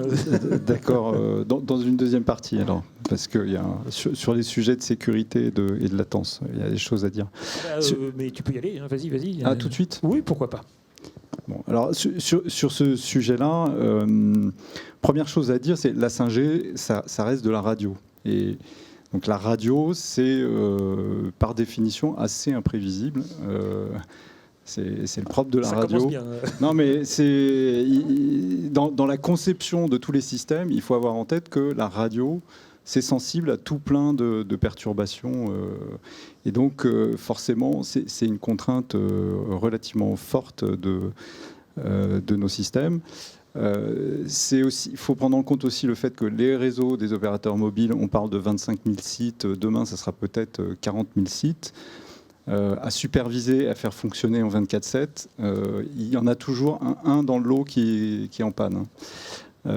C'est impossible d'avoir en permanence les 40 000 sites qui tournent à plein. Donc il faudra construire avec et faire avec le fait que c'est un média qui n'est pas parfait. C'est pas de la fibre optique. Et encore, même la fibre optique prend des coups de pelleteuse et ne fonctionne pas tout le temps. Donc dans la conception des systèmes, il faut avoir en tête que ça sera bien sûr beaucoup plus performant, mais ça reste soumis à des aléas divers et variés, climatiques. C'est très bête, mais un coup de tempête et une antenne, elle peut s'arrêter. Voilà. La qualité de service va être un critère fondamental pour l'usage de l'information dont on va disposer. L'autre point important, mais là je me tournerai plus vers l'État, c'est que on est assez contraint quand même en ressources spectrales. Et dire vous aurez une slice gigantesque à disposition, alors un coup de l'automobile, un coup des médias, parce qu'ils rêveraient aussi pour les caméras TF1, ils nous demandent est-ce que je pourrais avoir ma slice sur toute la France pour monter mes vidéos, et puis l'industrie, etc. Et en fait, il n'y aura pas la place pour tout le monde. Donc il faut se dire aussi qu'on gère une ressource qui est rare, qui est le spectre, et qu'on ne pourra pas tout faire non plus dans cette ressource. Donc il faut réfléchir à l'utiliser avec parcimonie et donc se dire vraiment c'est pour des besoins critiques que j'utilise et que je fais des réservations, surtout à l'échelle nationale. Sinon, ça ne sera pas possible. Voilà, c'est juste deux points. Merci pour les précisions. Vraiment avoir bien en tête. Ce qui ne veut pas dire que localement, on ne peut pas imaginer faire des choses. Parce que localement, moyennement en financement, on peut densifier un réseau, on peut le dimensionner pour des besoins très particuliers. À l'échelle nationale, c'est une autre histoire. Voilà. Alors pour en revenir à la consommation des réseaux 5G, en fait, la difficulté qu'on a, c'est nous tous. C'est que nous tous, nous regardons Netflix, YouTube, Instagram, etc. On fait exploser la consommation de ces réseaux. Et donc, je l'ai dit tout à l'heure, on ne cesse d'investir pour absorber ce trafic. Et c'est ça qui fait exploser la consommation de nos réseaux. Et que si on ne faisait rien avec la 4G, ça devient, c'est énorme hein, en termes de consommation. Donc, on a une urgence, nous, en termes de consommation, c'est aussi de déployer la 5G pour améliorer la performance énergétique de nos réseaux. Tu as un chiffre à nous donner sur Oui, alors en fait, parce que la 5G, et nos équipes réseau estiment que la 5G est en gros 3 fois plus efficace énergétiquement que la 4G, qui elle-même était 3 fois plus efficace énergétiquement que la 3G. Alors, forcément, cette évolution-là n'était pas la même entre 3G et 4G. 3G et 4G, l'amélioration, elle a été liée essentiellement à une amélioration de l'efficacité spectrale. La 4G était bien meilleure en termes de modulation. La 4G a permis d'introduire de nouvelles technologies comme le MIMO, qui a permis d'augmenter considérablement en fait, le débit qu'on arrivait à écouler avec la même largeur de spectre. Et de ce fait, gagner, en fait, parce qu'avec la même dépense énergétique, on arrivait à écouler plus de trafic. Entre la 4G et la 5G, c'est assez différent. Il y a une amélioration de la performance et de l'efficacité spectrale de la 5G par rapport à la 4G, mais pas beaucoup par rapport à en fait, l'efficacité énergétique en elle-même, qui est liée au fait qu'en 5G, on fonctionne dans une bande qui est beaucoup plus large qu'en 4G. La 4G, les bandes qui nous ont été attribuées sont des bandes de 20 MHz au mieux, 15, 10. Donc c'est des petites bandes. C'est la raison pour laquelle on est obligé d'accumuler les antennes. On a une antenne 900, une antenne 800, une antenne 700, une antenne 1800, et à chaque fois, c'est de la puissance à émettre. Alors qu'en 3 Go 5, on a une bande de 70 MHz. Donc là, d'un seul coup, avec une antenne active, on a une performance énergétique par octet produit qui est beaucoup plus efficace, globalement. Donc c'est une des raisons pour lesquelles voilà, la 5G est 3 fois meilleure que la 4G, à condition qu'on n'ait pas besoin de densifier le réseau, parce qu'en 3 Go 5, la portée est quand même beaucoup plus limitée. Donc si pour faire toute une couverture en 3 Go 5, il faut mettre beaucoup plus de sites, en fait, c'est pas plus efficace à l'arrivée, puisqu'il y a plus de sites. Donc on a introduit aussi des technologies pour s'assurer que même si on est en 3 Go 5, on a quand même une couverture équivalente à ce qu'on a en 4G aujourd'hui. Donc c'est des technologies qui sont diverses et variées. Ça peut être des technologies comme le beamforming qui permet de concentrer la puissance en direction du mobile, donc concentrer la puissance. Ça peut être aussi ce qu'on appelle carrier aggregation pour l'uplink, qui permet d'utiliser en fait le bilan de liaison est forcément moins bon du terminal vers la station de base, parce qu'en fait le mobile n'a pas beaucoup de puissance, hein, il fonctionne sur une batterie, puis il est proche de votre cerveau, donc il ne crache pas énormément de puissance. Et du coup, à 3 Go 5, s'il fonctionnait en 3 Go 5, en 5G, la portée serait relativement courte. Donc avec le carrier aggregation en uplink, on arrive à utiliser aussi les fréquences 4G qui permettent d'élargir en fait la couverture pour l'uplink. Sur le downlink, on a moins de problèmes parce que la station, elle peut émettre de façon plus puissante ou faire du beamforming. C'est un vrai challenge pour l'automobile, justement, enfin pour l'automatisation, parce que jusqu'à présent, on avait plutôt toujours une prédominance sur downlink. Or là, on risque d'avoir une prédominance sur l'uplink. C'est aussi pour ça que je dis le slicing. Voilà, on ne pourra pas tout faire et servir tout le monde, notamment sur l'uplink, qui est plus limité en capacité. Voilà, donc on met en œuvre beaucoup de nouvelles technologies pour améliorer sans cesse la performance énergétique de nos réseaux. Mais finalement, ça suffit tout juste à ralentir la croissance énergétique. Et donc aussi, on essaye d'éduquer nos clients à être un petit peu plus vigilants dans leur consommation. Par rapport à l'étude de l'ADEME, nous, ce qu'on a développé, c'est une petite application pour nos clients qui leur permet de leur dire l'équivalent CO2 de leur consommation en octets. On a lancé une offre qui s'appelle Source, qui encourage les gens à ne pas consommer toutes leurs enveloppes. Donc quand un mois donné, ils n'ont pas consommé leur forfait, les octets non consommés sont transformés en points. Ils gagnent autre chose. Voilà, donc on essaye aussi d'éduquer un petit peu le public à être plus vigilant dans sa consommation. Et puis enfin, on a aussi, on développe tout plein d'accords pour s'approvisionner en énergie verte, parce que à défaut, ne pouvant pas complètement arrêter de consommer, on a signé des contrats de long terme en matière d'approvisionnement en énergie verte. Et puis on développe d'autres techniques. Par exemple, on est en train d'expérimenter le remplacement de nos générateurs électriques, puisque quand il y a des coupures d'électricité, pour maintenir le fonctionnement, on met en place des générateurs. Au lieu d'utiliser des générateurs, là on est en train de tester des piles à combustible pour consommer de l'hydrogène. Donc voilà, il y a tout plein de travail en permanence pour essayer d'améliorer la performance de nos réseaux. Bravo. Guillaume, qu'est-ce que la Croix peut apporter justement sur cette optimisation de consommation énergétique ? Apporter, moi je ne me lancerai pas effectivement dans le débat du calcul du water disponible. Très peu pour moi, il y a plein d'experts qui le font à notre place. Donc nous, côté la Croix, on va utiliser les technologies et puis effectivement réfléchir. J'irai avec deux casquettes. Une partie, on produit des équipements, donc on a un impact effectivement environnemental qui est ce qu'il est, et il faut qu'on le monitore. Je vais prendre un exemple précis tout à l'heure pour vous expliquer un petit peu ce qu'on fait avec la 5G là-dessus. Et puis bien sûr, il y a ce qu'on fait des équipements de mobilité et pour quel usage. Et ce sur quoi on est assez convaincu, c'est finalement toute technologie, quelle qu'elle soit, va avoir un bilan qui va dépendre quand même du cas d'usage dans lequel on la met en œuvre. Donc si je me concentre déjà là-dessus, c'est vrai que la 5G, donc c'est un levier d'innovation pour nous qui est super intéressant. Je vais prendre l'exemple tout à l'heure que j'évoquais sur, si je prends ma casquette producteur d'équipement et donc responsable des émissions de CO2 qu'on a sur ce qu'on met sur le marché. Typiquement, là, le site, on a fait sortir un site à une nouvelle usine de fabrication de nos équipements là, en Pays de la Loire, soutenu d'ailleurs par BPI et la DGE, qui s'appelle Symbiose. Et on l'a équipé effectivement en 5G parce que le besoin, c'était surtout de pouvoir reconfigurer l'usine en fonction des productions. Et donc avoir un peu ce concept d'usine modulaire qu'on peut mettre en œuvre sans avoir une infrastructure, je dirais, réseau fibré qui a ses contraintes de déploiement. Au départ, c'était ça, effectivement, pour pouvoir construire, je dirais, un outil de production qui soit adapté en fonction de différentes demandes clients qu'on pouvait avoir.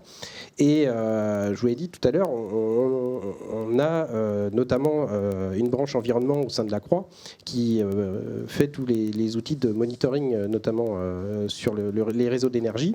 Et grâce à la massification, je dirais, des capteurs qu'on est capable de mettre avec la 5G, on a instrumenté toute l'usine du coup avec ces capteurs, et ce qui nous permet en fait de remonter notamment tout ce qui est température, hygrométrie, parce qu'on a du stockage de composants, donc nos bilans énergétiques qui sont scrutés vraiment de très près, et ça, typiquement avec ce type de mise en œuvre, on est capable de remonter tous les bilans énergétiques qu'on a pour optimiser l'énergie qu'on consomme au sein de l'usine pour pouvoir stocker les composants, produire dans les conditions qui sont assez drastiques.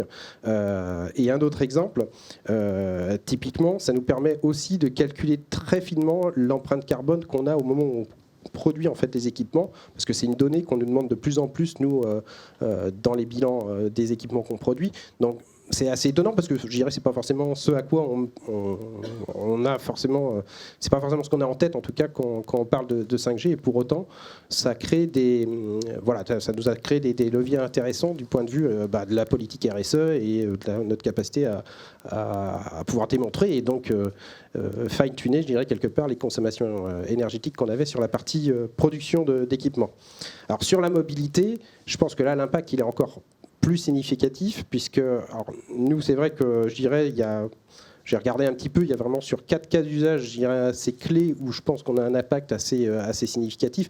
Alors déjà, on parlait de V2X, de véhicules connectés, d'interaction avec les feux, ça, clairement, on œuvre globalement pour la fluidification du trafic.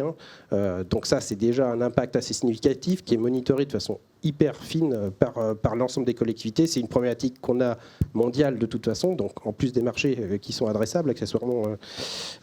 Donc on lie, je dirais, ce levier sur l'environnement et à la fois cette capacité de pouvoir produire des équipements à l'échelle. Les deux sujets clés et les deux leviers, c'est justement avec cette massification, pouvoir mettre des systèmes tels qu'on va les expérimenter d'ailleurs dans 5G Open Road, qui vont remonter de la donnée pour pouvoir prendre en compte les vulnérables, favoriser toutes les mobilités actives. Ça, c'est quelque chose qui est clé pour nous. L'émergence du transport en commun, tous les systèmes qui permettent notamment d'optimiser le nombre de bus qu'on va avoir sur une ligne parce qu'on va prioriser les passages au niveau des carrefours à feu. À la fin, c'est des bus en moins. Et donc, c'est, je dirais, ça a un rendement positif qu'on n'imagine pas forcément, je dirais, au départ sur la technologie. Donc fluidification du trafic, ça c'est sûr que ça aura un impact important. Plus les villes vont s'équiper, plus on pourra effectivement mettre des éléments. Régulation de l'éclairage public, qui est aussi un élément pour nous qui est important. Il y a une grosse transition là, de passage globalement des lampes sodium vers des équipements LED. Et il y a des systèmes de télégestion qui doivent se massifier. Vous imaginez le nombre de candélabres qu'on a. Donc on est vraiment dans des problématiques d'intégration de multicapteurs au sein des villes sur lesquels il y a des bilans énergétiques assez significatifs, puisqu'on a des clients qui ont diminué leur facture de 80% quand même d'électricité avec ce type de mise en œuvre. Et donc c'est des relais importants, je pense, pour contribuer aussi à l'environnement. De façon plus anecdotique, mais quand même, on voit que ça prend une thématique de plus en plus importante dans les sujets de mobilité, c'est la question de la biodiversité. Et tous les systèmes qui favorisent globalement la biodiversité. J'en prendrai deux. On traite par exemple des sujets de trame noire maintenant, où on doit éteindre l'ensemble des candélabres. Et donc là, toute la connectivité, on est capable de la programmer, de la mettre. Il y a un besoin de supervision, même dans les couleurs. Enfin, c'est assez technique pour favoriser globalement l'écoulement de la faune sauvage la nuit, etc. Donc maintenant, les collectivités nous demandent de nous impliquer sur ce type de solution. À l'identique aussi, on a des corridors biologiques maintenant qu'il faut restaurer le long des routes, donc avec des systèmes avec de l'intelligence artificielle qui doivent détecter les animaux, prévenir les usagers pour restaurer et à la fois assurer la sécurité et en même temps permettre un écoulement de la biodiversité. Donc c'est quand même un impact qui, à mon sens, n'est pas négatif si on sait l'utiliser. Et là, on a aussi d'autres expérimentations dans le cadre d'autres projets. On est capable notamment de connecter plusieurs capteurs de pollution du coup, grâce à l'apport de la 5G. Et il y a aussi d'avoir une cartographie de la pollution au sein des villes. Donc tout ça, plein de thématiques et de cas d'usage en tout cas qui s'accélèrent globalement avec l'arrivée de la 5G.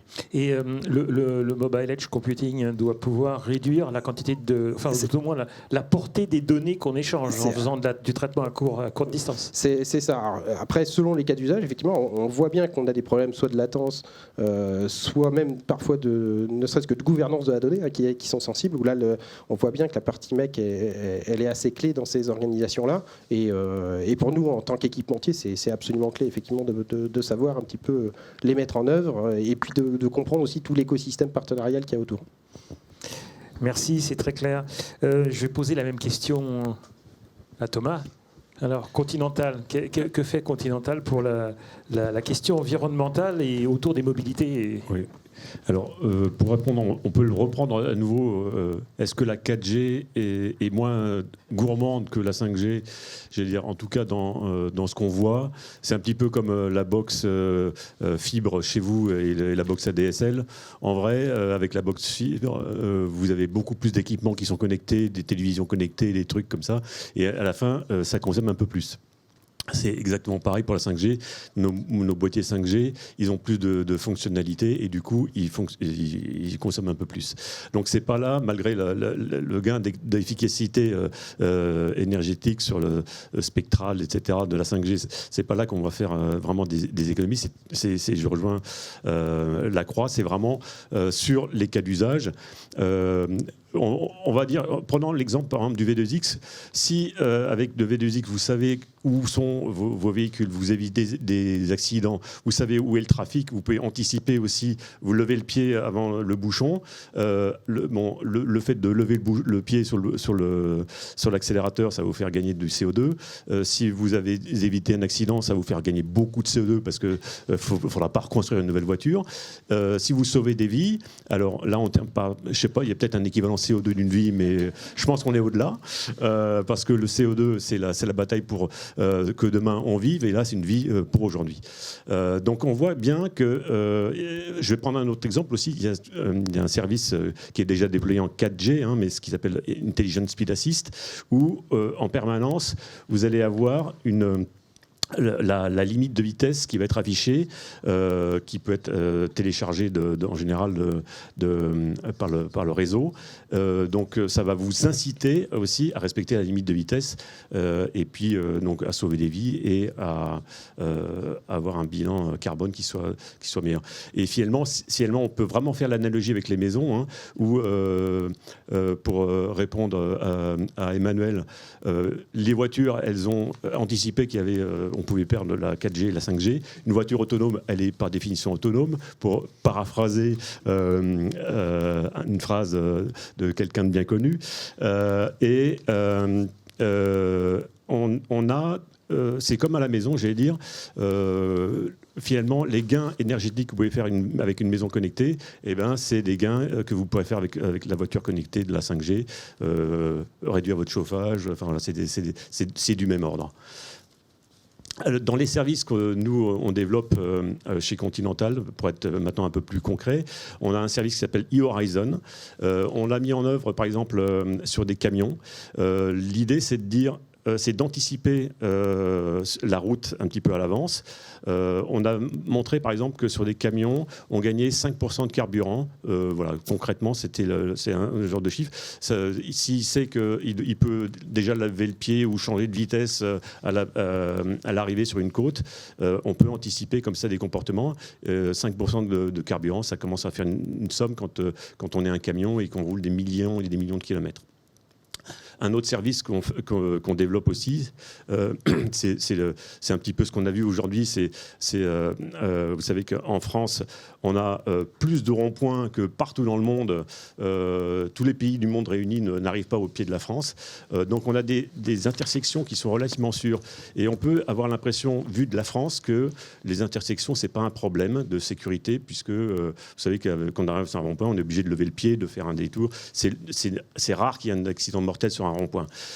Aux États-Unis, il y a le nombre de morts sur les intersections augmente.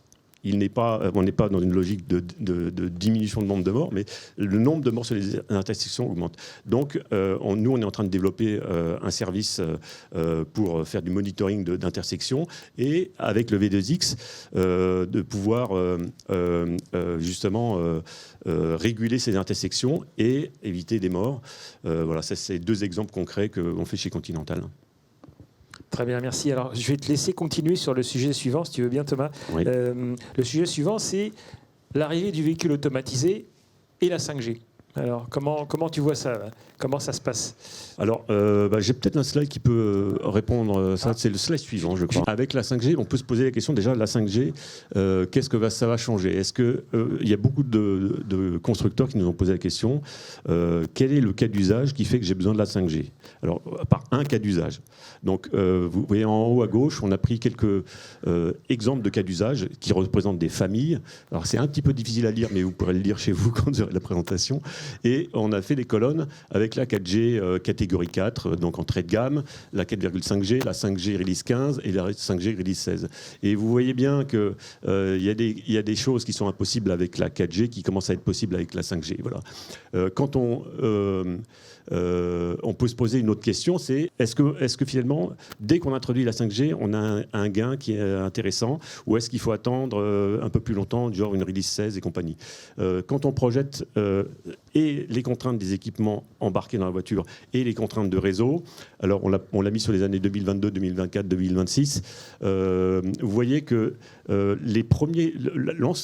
majorité des cas d'usage qui ont besoin de vitesse, ce que j'appelle le cluster high speed, qui est apporté dès la 5G non standalone et ce qui est apporté aussi par les modems de 5G Release 15 que première génération. Alors ça peut être donc pour un véhicule automatique, on peut imaginer qu'on commence à s'ennuyer un petit peu puisqu'on n'a plus à conduire, et on peut avoir par exemple des use cases de jeu. Si vous êtes un pro j'en sais rien, du jeu vidéo bref. T'es pas un pro, toi. Voilà. Vous savez que au niveau bande passante, au niveau latence, c'est très très vite sensible. Vous avez tout ce qui est cellulaire les 2X. Moi, j'associe les deux. Je pense que c'est des changements qui sont vraiment importants, qui ont vraiment apporté beaucoup de choses à la voiture, à la sécurité, au confort et à la sécurité. Voilà. Tout ce qui est téléchargement de données HDMap pour la voiture autonome, on voit bien qu'on va avoir besoin de la 5G. Et ce que vous voyez, ce qui est vrai pour un cas d'usage, vous imaginez que quand on multiplie le nombre de cas d'usage, qu'on les empile, forcément, il y a un effet multiplicatif. Donc, si c'était vrai pour un cas d'usage, vous avez besoin de la 5G encore plus quand vous en mettez 5 ou 15 en parallèle. Le deuxième cluster, c'est tout ce qui est faible latence. On pense que ça va venir peut-être dans un deuxième temps lié à la 5G standalone, et puis au fait que c'est aussi, il faut aussi dimensionner la voiture pour pouvoir accepter ce genre de use case-là. Il faut savoir, je vais juste en dire un mot, il y a une révolution qui est en train de s'opérer dans le cœur de la voiture, dans l'architecture même de la voiture, où non seulement on rajoute un module 5G, mais on redimensionne complètement, ou on réarchitecture complètement l'intérieur de la voiture avec des réseaux IP et avec des calculateurs centraux qui sont complètement software et des actuateurs déportés qui jouent maintenant le rôle des anciennes. Avant, il y avait une fonction, un boîtier.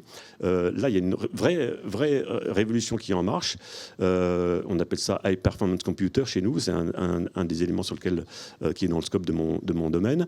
Et il y a un corollaire, du coup, c'est que comme on rentre avec un réseau IP dans la voiture, tout ce qui est cybersécurité devient non seulement, c'est-à-dire qu'on ne vient pas greffer, on ne regarde pas quelle est l'architecture, on se dit tiens, comment est-ce qu'on va faire pour faire de la cybersécurité.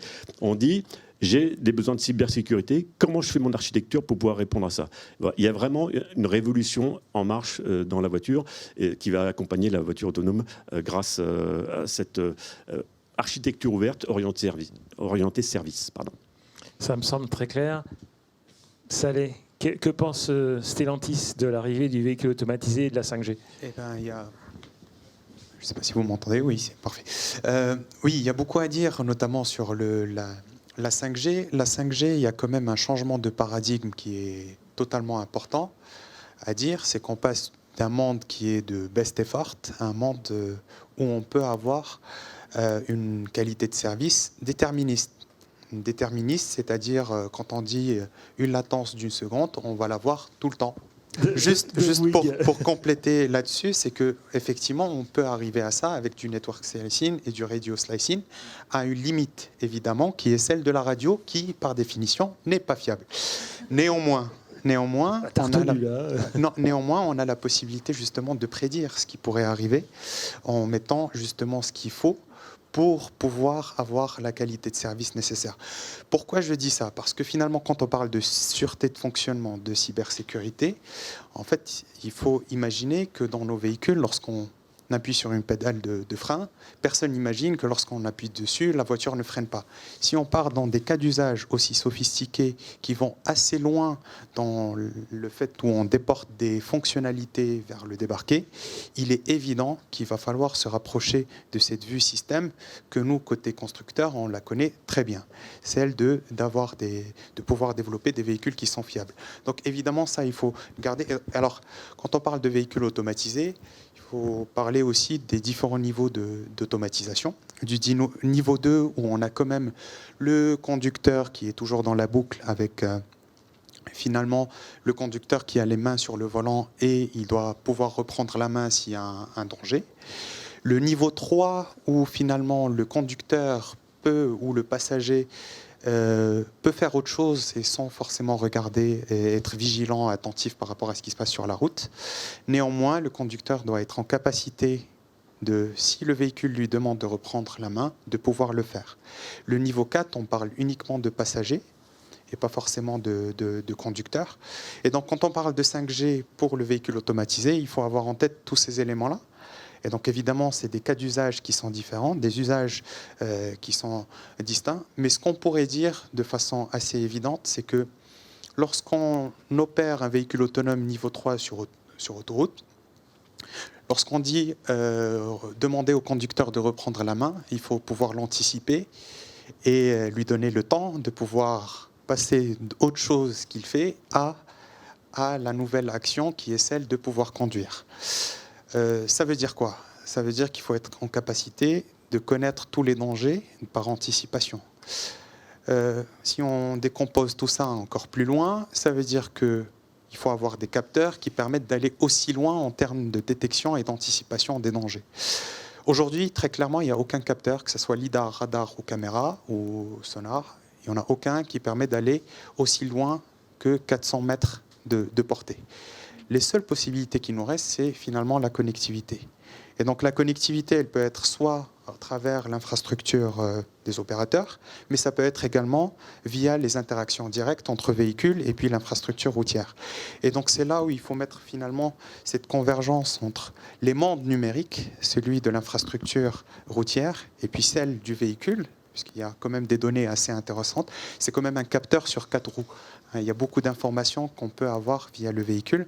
Et puis, évidemment, les opérateurs sont là, évidemment, pour nous aider à acheminer tous ces flux d'informations. Pour revenir à l'aspect comment faire un usage efficient de la 5G, il faut savoir qu'une bonne partie du débit qui est utilisé, c'est surtout du flux vidéo. Donc, une autre façon d'optimiser notre consommation finalement de la data, c'est d'utiliser des modes de compression différents, donc des usages différents.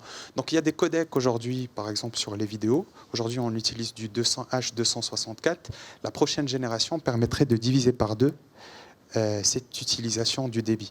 Donc finalement, il y a à la fois une bonne nouvelle qui est celle de la 5G avec de nouveaux changements de paradigme, avec des capacités qu'on n'avait pas auparavant avec la 4G.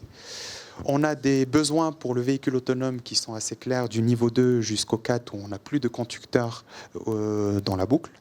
Et puis enfin, finalement, ce qui va nous permettre d'aboutir à quelque chose d'intéressant, c'est aussi d'utiliser la 5G pour améliorer notre positionnement du véhicule. On ne l'a peut-être pas évoqué, mais très clairement, l'infrastructure des opérateurs peut également être utilisée pour améliorer la précision GPS de nos véhicules. Donc ça, c'est encore un autre élément qui se rajoute dans tous les avantages qu'on pourrait entrevoir au travers la 5G. C'est beaucoup de promesses dans la 5G standalone, donc d'où l'intérêt d'être impliqué fortement dans des expérimentations à large échelle et des déploiements pour justement confronter ces promesses avec une réalité, celle du terrain, donc dans des milieux urbains, autoroutiers et périurbains. Voilà. Alors ça l'est très bien, ça c'est pour le véhicule automatisé. On va revenir un peu, à ton avis, qu'est-ce que la 5G peut offrir comme autre service que l'automatisation ? C'est une question compliquée. Moi, je l'ai entendu dans mes activités précédentes avec un chef que Isabelle doit bien connaître maintenant, où à chaque fois, il me disait ouais, tu veux mettre de la 5G dans nos voitures, mais ça coûte cher, pourquoi faire ? Voilà. Pourquoi faire ? C'est quoi la killer application pour parler voilà. Est-ce qu'on a une idée de ce que ça peut apporter, des services que ça peut rendre qu'on ne sait pas faire aujourd'hui ? La réponse, je vais tourner peut-être la question. Personne ne dirait que demain, il n'y aura pas la 5G. Donc la 5G sera là demain. Donc dire qu'on ne pourrait pas utiliser la 5G, je pense que ça serait quand même ne pas considérer en tout cas. C'est du techno-push, ça. Voilà. Mais par contre, en termes d'usage, on a parlé de remote driving, je pense que ça a été évoqué par Thomas. Pour le remote driving, effectivement, on sort du paradigme de la data et on va chercher d'autres qualités de service sur la latence, sur la fiabilité des communications. Ce sont de nouvelles demandes qu'on n'avait peut-être pas auparavant et qui viennent et qui sont peut-être spécifiques au monde de l'automobile. Au-delà de ça, on a des enjeux d'aujourd'hui. On a parlé de nouvelles architectures pour nos véhicules. Donc ça veut dire être en capacité de mettre à jour à distance les véhicules sur une flotte de millions de véhicules, c'est beaucoup. Et donc avoir l'infrastructure qui est en capacité de nous permettre ça, c'est quand même un élément assez important pour aujourd'hui, pour les besoins imminents. Donc on parle de la 5G non standalone avec les combinaisons des capacités 5G et puis la 4G. Et donc pour la 5G standalone, on est bien sur les aspects fiabilité et de latence qu'on n'a pas par ailleurs. Enfin, un élément qui est important à garder à l'esprit, c'est que dans le monde de l'automobile ou de la mobilité, ça reste quand même de la mobilité locale. Donc avoir des serveurs ou des capacités de calcul à proximité de la mobilité elle-même, ça reste quand même quelque chose d'assez intelligent et intelligible, et on comprend tout de suite qu'on va y gagner en termes de latence et de fiabilité, contrairement à un passage à un cloud où on ne sait pas forcément où est-ce que c'est exactement. Le dernier point, je l'ai évoqué tout à l'heure, c'est le positionnement précis. C'est quelque chose qu'on pourrait avoir via l'assistance des réseaux 5G. Ouais. Très bien, merci. Alors Guillaume, tu nous as déjà dit tout à l'heure un peu quel cas d'usage tu voyais de la 5G. Est-ce que tu peux nous en refaire une petite liste, je ne sais pas, un peu plus exhaustive mais qu'est-ce qu'il y a comme différenciation, comme service différenciant que la 5G va apporter vu de la croix? Vu de la croix, et je crois que ça ressort de la table ronde là aujourd'hui, c'est que nous on croit beaucoup dans les capacités de mutualisation. C'est-à-dire que là, on parle, tout à l'heure, on parlait de cyber, sûreté de fonctionnement, comment on allait adresser effectivement à la fois les besoins du véhicule, mais aussi les besoins du territoire. Donc à un moment donné, effectivement, on parlait de sapin de Noël, c'est pareil au cœur de nos villes, il n'y a pas vraiment une velléité d'avoir des choses dans tous les sens. Et donc il va y avoir un besoin de rationalisation, à mon avis, assez forte. Et c'est là où effectivement la question prise comme ça n'est pas toujours simple, parce que est-ce qu'il y a une killer app ou est-ce que finalement on n'est pas plus efficace effectivement avec des équipements et des architectures qui globalement servent tout un tas de problématiques de façon plus efficace à la fois sur l'ensemble des sujets cyber. On a des clients, collectivités, qui sont aujourd'hui morts de trouille parce qu'effectivement ils opèrent des services relativement sensibles et qu'il y a des menaces de ransomware, de blocage des services publics qui sont terribles. Donc de toute façon, ces sujets-là, il y a urgence à les traiter. Après, je veux dire, c'est sûr que le fait d'avoir, je parlais de levier d'innovation avec la 5G, c'est sûr que ça tire en fait toutes ces problématiques-là. Ça, c'est un point de départ. Après, on le voit, et je vais prendre les exemples de ce qu'on déploie dans 5G Open Road, parce que c'est un peu comme la mobilité autonome. Il y a des services qu'on peut mettre en œuvre, mais là aussi, je pense qu'on a un besoin d'efficience sur les équipements qu'on déploie au cœur de ville. Et donc, il faut qu'on trouve des usages, en tout cas pour des besoins court terme du territoire. Un territoire, aujourd'hui, nos clients, ils nous demandent effectivement d'être efficaces, bien sûr, du point de vue des coûts, d'avoir la ville la plus attractive possible, prendre en compte la sécurité de tous les usagers et fluidifier le trafic. Bon, j'ai fait à peu près simple, c'est facile à dire. Alors, qu'est-ce qu'on a typiquement déployé et qu'on est en cours de déploiement dans le cadre de 5G Open Road grâce à, je dirais, à l'intelligence collective qu'on peut avoir au niveau des partenaires, c'est typiquement tout ce qui est concept d'intersection intelligente. C'est de dire, typiquement, je reviens sur mon exemple de prise en compte de priorité de transport en commun, par exemple, où là, il y a des besoins réels de la ville. Aujourd'hui, il y avait des marchés existants avec une structuration, je dirais, d'écosystèmes qui existent et qui permettent de mettre en œuvre ces applications-là. Et au travers le fait de mettre, par exemple, la priorité des bus sur des technologies effectivement pointe à pointe en utilisant la 5G, c'est rendre aussi le carrefour intelligent et communicant vers les véhicules connectés et puis du coup permettre les déploiements de services type GLOSA, donc tout ce qui est effectivement information notamment au feu, où on sait que c'est un point dur de la ville où il y aura des besoins de latence et c'est là où peut-être il y a le plus de services. Donc typiquement les cas d'usage c'est ça, c'est priorité du transport en commun parce que c'est d'abord un service qu'on peut mettre en place, je dirais de façon opérationnelle avec un retour sur investissement pour la ville qui est clair. Et en même temps permettre cette mutualisation parce que derrière, on peut activer des traversées de véhicules autonomes, de services autonomes tels qu'on le fait dans 5G Open Road. Et on croit beaucoup finalement à cette approche combinatoire en mutualisant les cas d'usage. Donc le concept d'intersection intelligente qu'on défend là tous ensemble dans 5G Open Road, c'est typiquement de faire ça, d'intégrer les vulnérables dans la réflexion, c'est-à-dire prioriser la régulation de trafic quand on a des vélos qui arrivent, quand on va avoir effectivement les trottinettes, les piétons, faire en sorte qu'on va les sécuriser parce qu'on va prolonger les temps de traversée, etc. Des choses, vous allez me dire, qu'on peut faire avec d'autres technologies. Oui, c'est vrai, mais à un moment donné, on ne va pas déployer pour chaque cas d'usage que je viens de citer une technologie, sinon effectivement on va avoir encore l'effet sapin de Noël qui est vraiment plus possible et vraiment pas dans l'air du temps de nos clients. Voilà. Donc si j'entends bien ce que tu dis, il n'y a pas une killer application, par contre il y en a tout un tas qui, grâce à la 5G, peuvent être améliorés et apporter un meilleur service justement ensemble. C'est ça. Voilà, pour nous, c'est vraiment le point important. Qu'en pense Transamo ? Tu nous as dit tout à l'heure, Jean-Laurent, quels étaient les bénéfices propres aux autobus ou aux objets eux-mêmes, mais par rapport aux clients. Alors, aux clients, donc au-delà de tout ce qui va être traversée de carrefour, où on va optimiser donc les services, on va minimiser, comme on a dit, les arrêts et redémarrages de véhicules qui sont lourds et qui consomment. On va aller vers du traitement d'image. Je pense beaucoup aux services de vidéoprotection, etc. On est en train de voir, mais nous on le voit dans nos applications professionnelles, la nécessité, et compte tenu du renchérissement de l'énergie et ainsi de suite, de mieux contrôler ce qui se passe sur nos sites industriels. Donc je pense que la vidéo est à prendre en compte, avec derrière du traitement d'image qui va être associé. Pour nous, il y a, par rapport à nos bus qui doivent se charger toute la nuit, on peut se trouver sous des obligations d'assurer une présence humaine pour les surveiller, etc.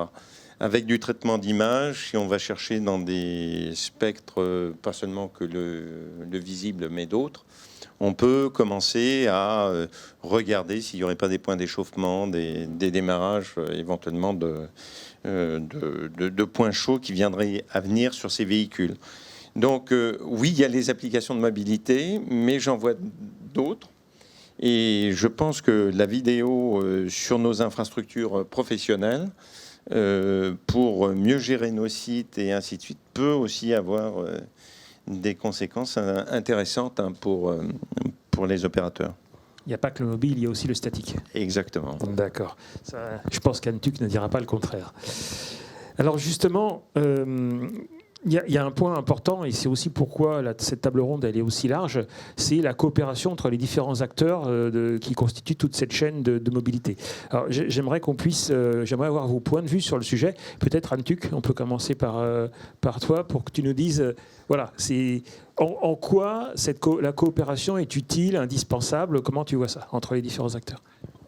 Oui, en effet, c'est un élément très important pour la réussite de cas usage.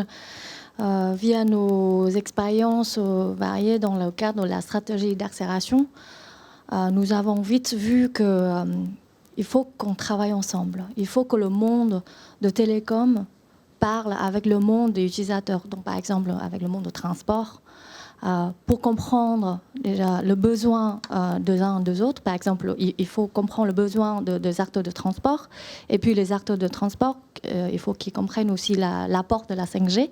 C'est très important d'avoir un dialogue fluide, et dans le cadre de nos appels à projets, on demande toujours aux acteurs de venir en consortium pour les pousser à travailler ensemble.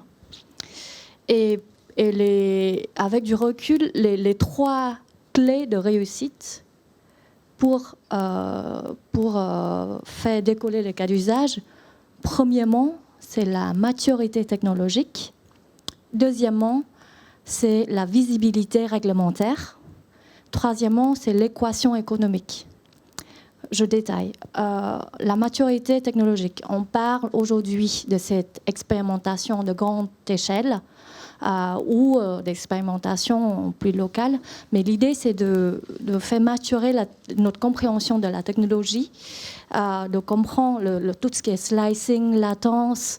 Ça reste théorique à ces stades. On va voir venir les releases différentes, donc il faut les tester, il faut le faire maturer, il faut le faire coller à la réalité terrain. Donc sans ça, on ne peut pas faire décoller le cas d'usage. Deuxièmement, la visibilité réglementaire. On a vu, par exemple, avec la directive ITS, c'est très important pour les acteurs de savoir quelles sont les technologies de référence. Est-ce que c'est le CV2X? Est-ce que c'est l'ITS G5? Sans cette visibilité, les acteurs ne vont pas y aller. Il n'y aura pas un investissement massif dont on a besoin pour avoir des véhicules connectés dans toutes les routes françaises ou européennes ou mondiales. Voilà. Donc c'est très important pour les acteurs de travailler ensemble et de faire remonter à l'État et aux décideurs politiques et juridiques et réglementaires quelles sont les bonnes manières d'avancer pour avoir un cadre réglementaire favorable au développement de cas d'usage. Et le troisième étape, c'est l'équation économique. Parce que oui, l'État est là pour donner un peu d'aide au début, mais à long terme, pour que ça marche, il faut une équation économique. Il faut le killer application, c'est non seulement parce qu'il y a un besoin technologique et sécurité ou fiabilité, mais aussi il faut que ça paye derrière. Il y a de chiffre d'affaires qui arrive, il y a de vraies demandes par les utilisateurs. Et ça, c'est pas évident. Surtout la sécurité, en général, c'est pas, les gens ne seront pas prêts à payer tout de suite, peut-être. Donc il faut travailler sur ces trois clés pour pouvoir faire décoller le cas d'usage, que ce soit de la 5G ou ailleurs. Mais voilà, c'est pour ça que c'est tellement important de travailler ensemble, de prévoir. Voilà, vous avez la visibilité sur la couverture des aires routières que les opérateurs mobiles a été dans la discussion avec l'État, étaient prêts à accepter, et je les salue parce que c'est des investissements très importants. Donc profitez-le.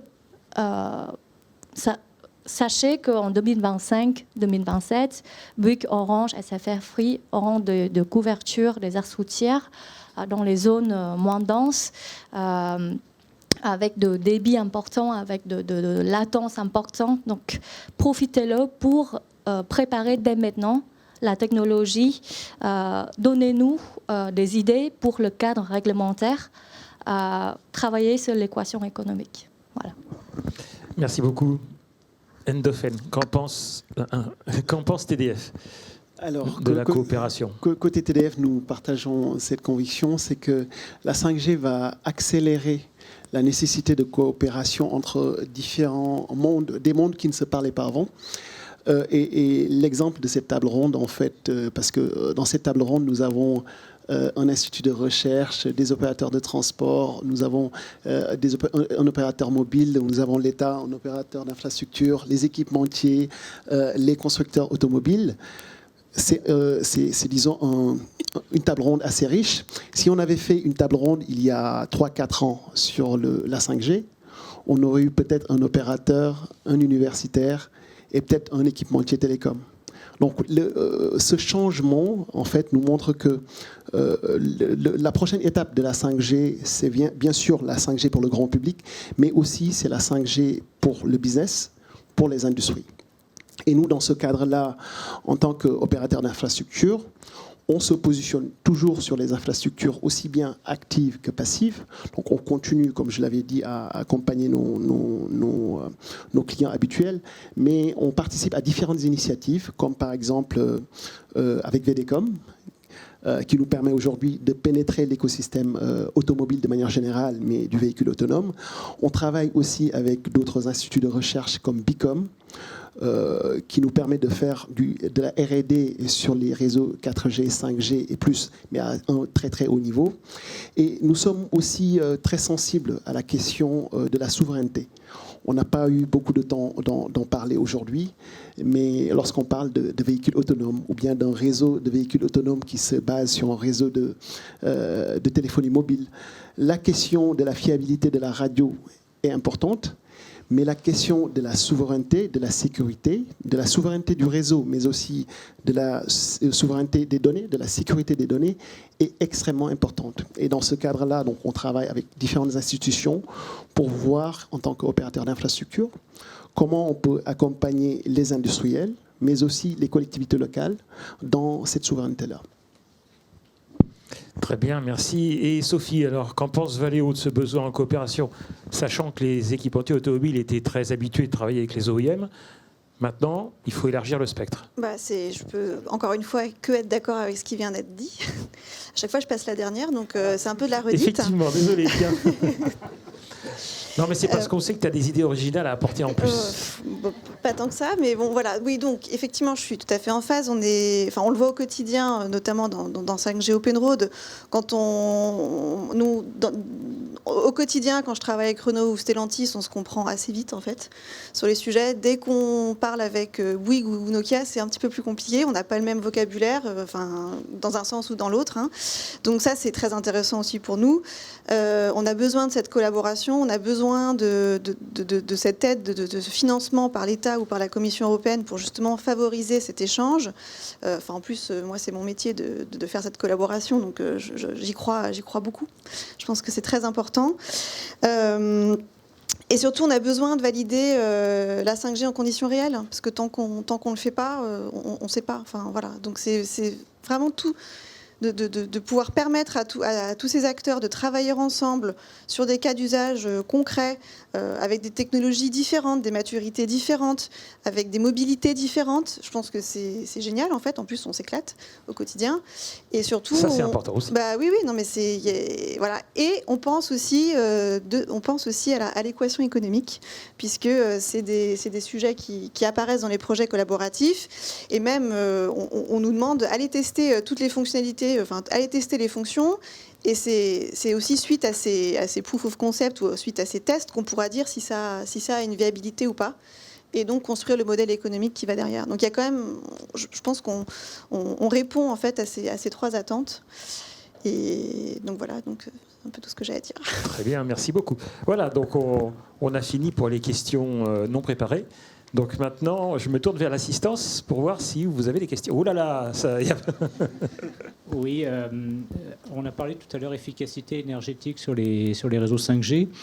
Je pense qu'il y a un point aveugle qui n'a pas été abordé.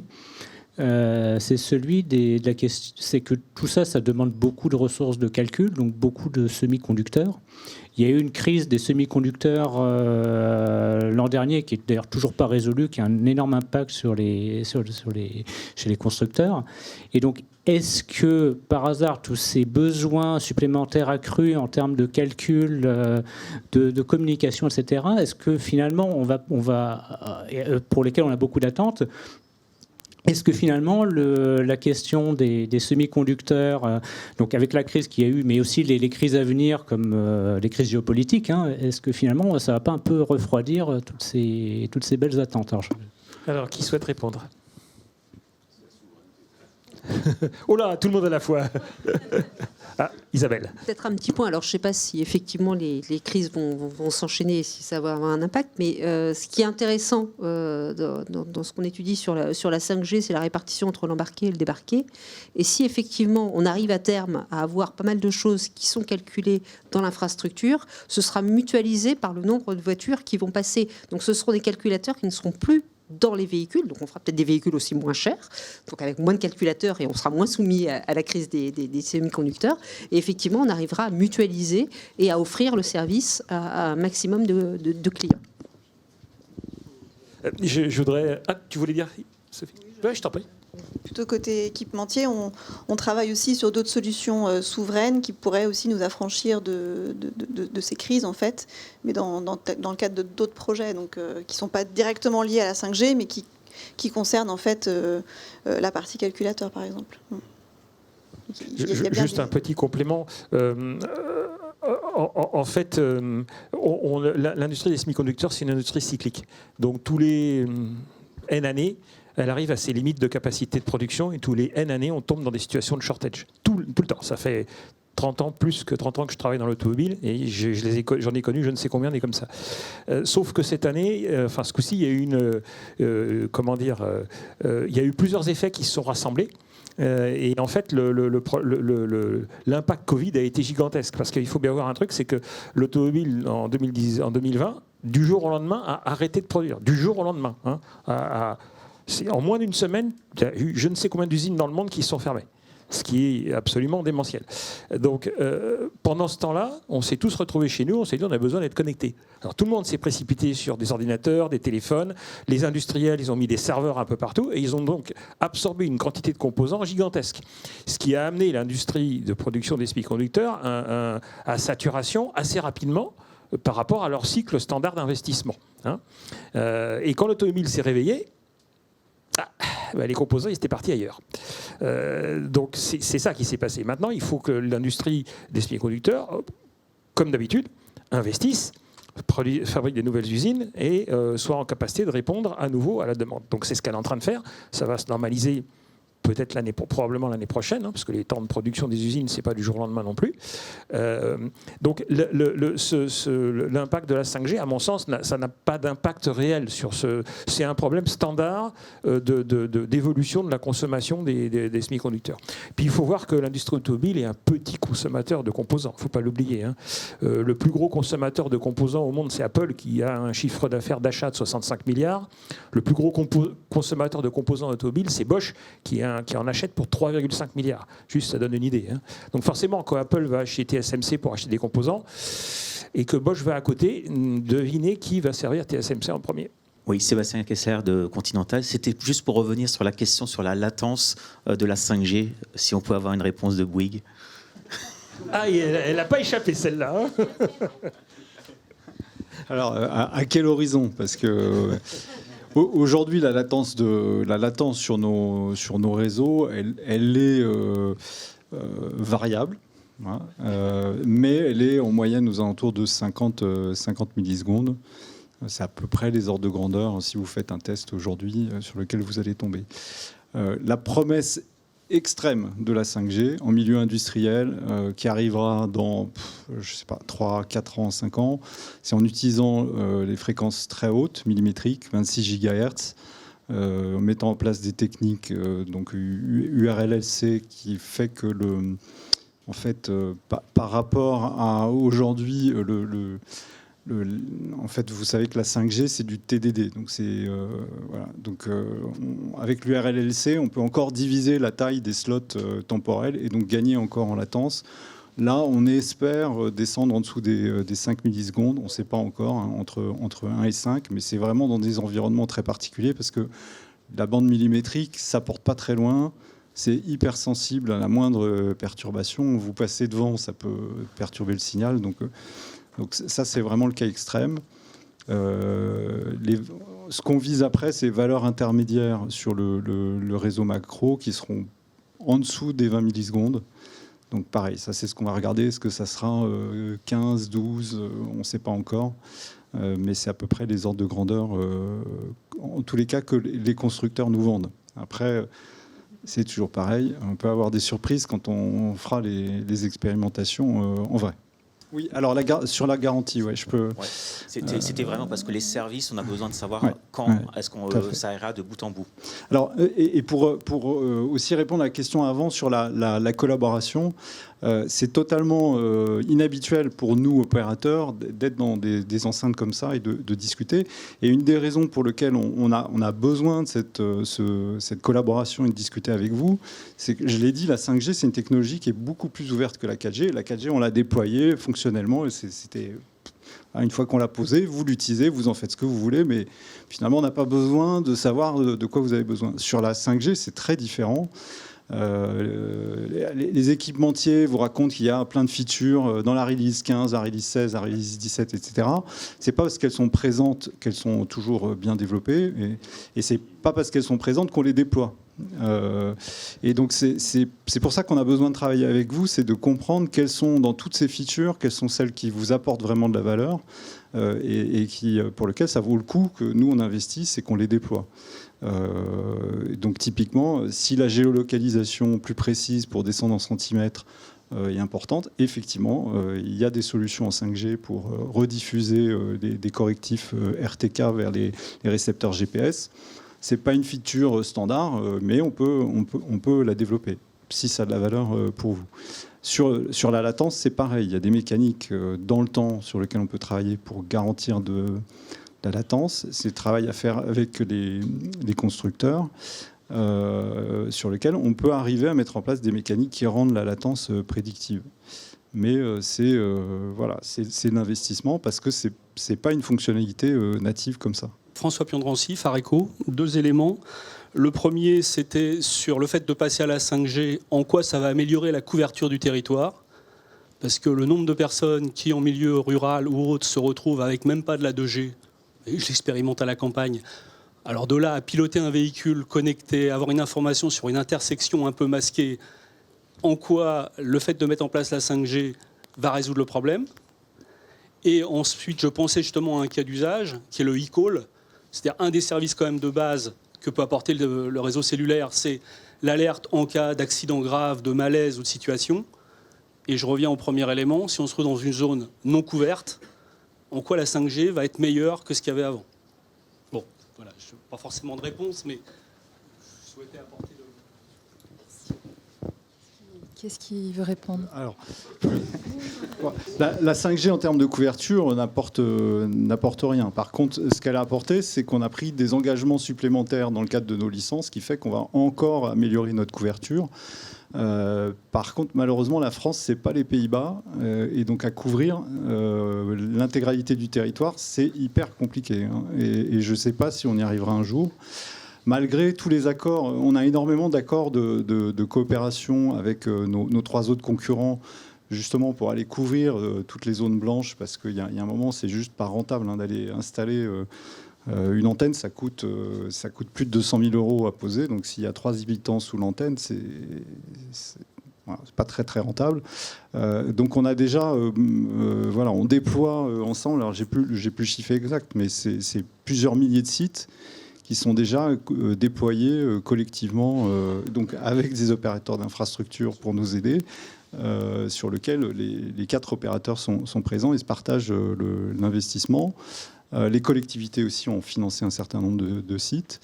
Voilà, mais c'est pas lié à la technologie, là, c'est du pur investissement et c'est trouver des solutions de financement aussi, parce qu'il y a un moment, c'est juste pas rentable. Et là-dessus, la 5G apportera malheureusement pas grand-chose en termes de couverture. Saleh, tu complètes? Oui, juste rapidement. La réponse, elle est peut-être dans la 6G. Et les travaux ont commencé depuis quelques années maintenant sur que sera la 6e génération. Et effectivement, la question de disponibilité d'un réseau partout, ou en tout cas dans un espace, une territorialité assez importante, on va peut-être retrouver la réponse dans la 6e génération, au travers de la communication avec les LOE, c'est les Low Earth Orbit, donc les satellites en orbite basse. Et c'est peut-être la transition qui permettrait justement d'avoir une couverture un peu plus importante. Voilà, merci beaucoup. Je pense que le timekeeper nous rappelle à l'ordre parce que l'heure de la séance est écoulée. Donc je voulais remercier tous les participants. Merci beaucoup. Je voulais remercier également tout le public.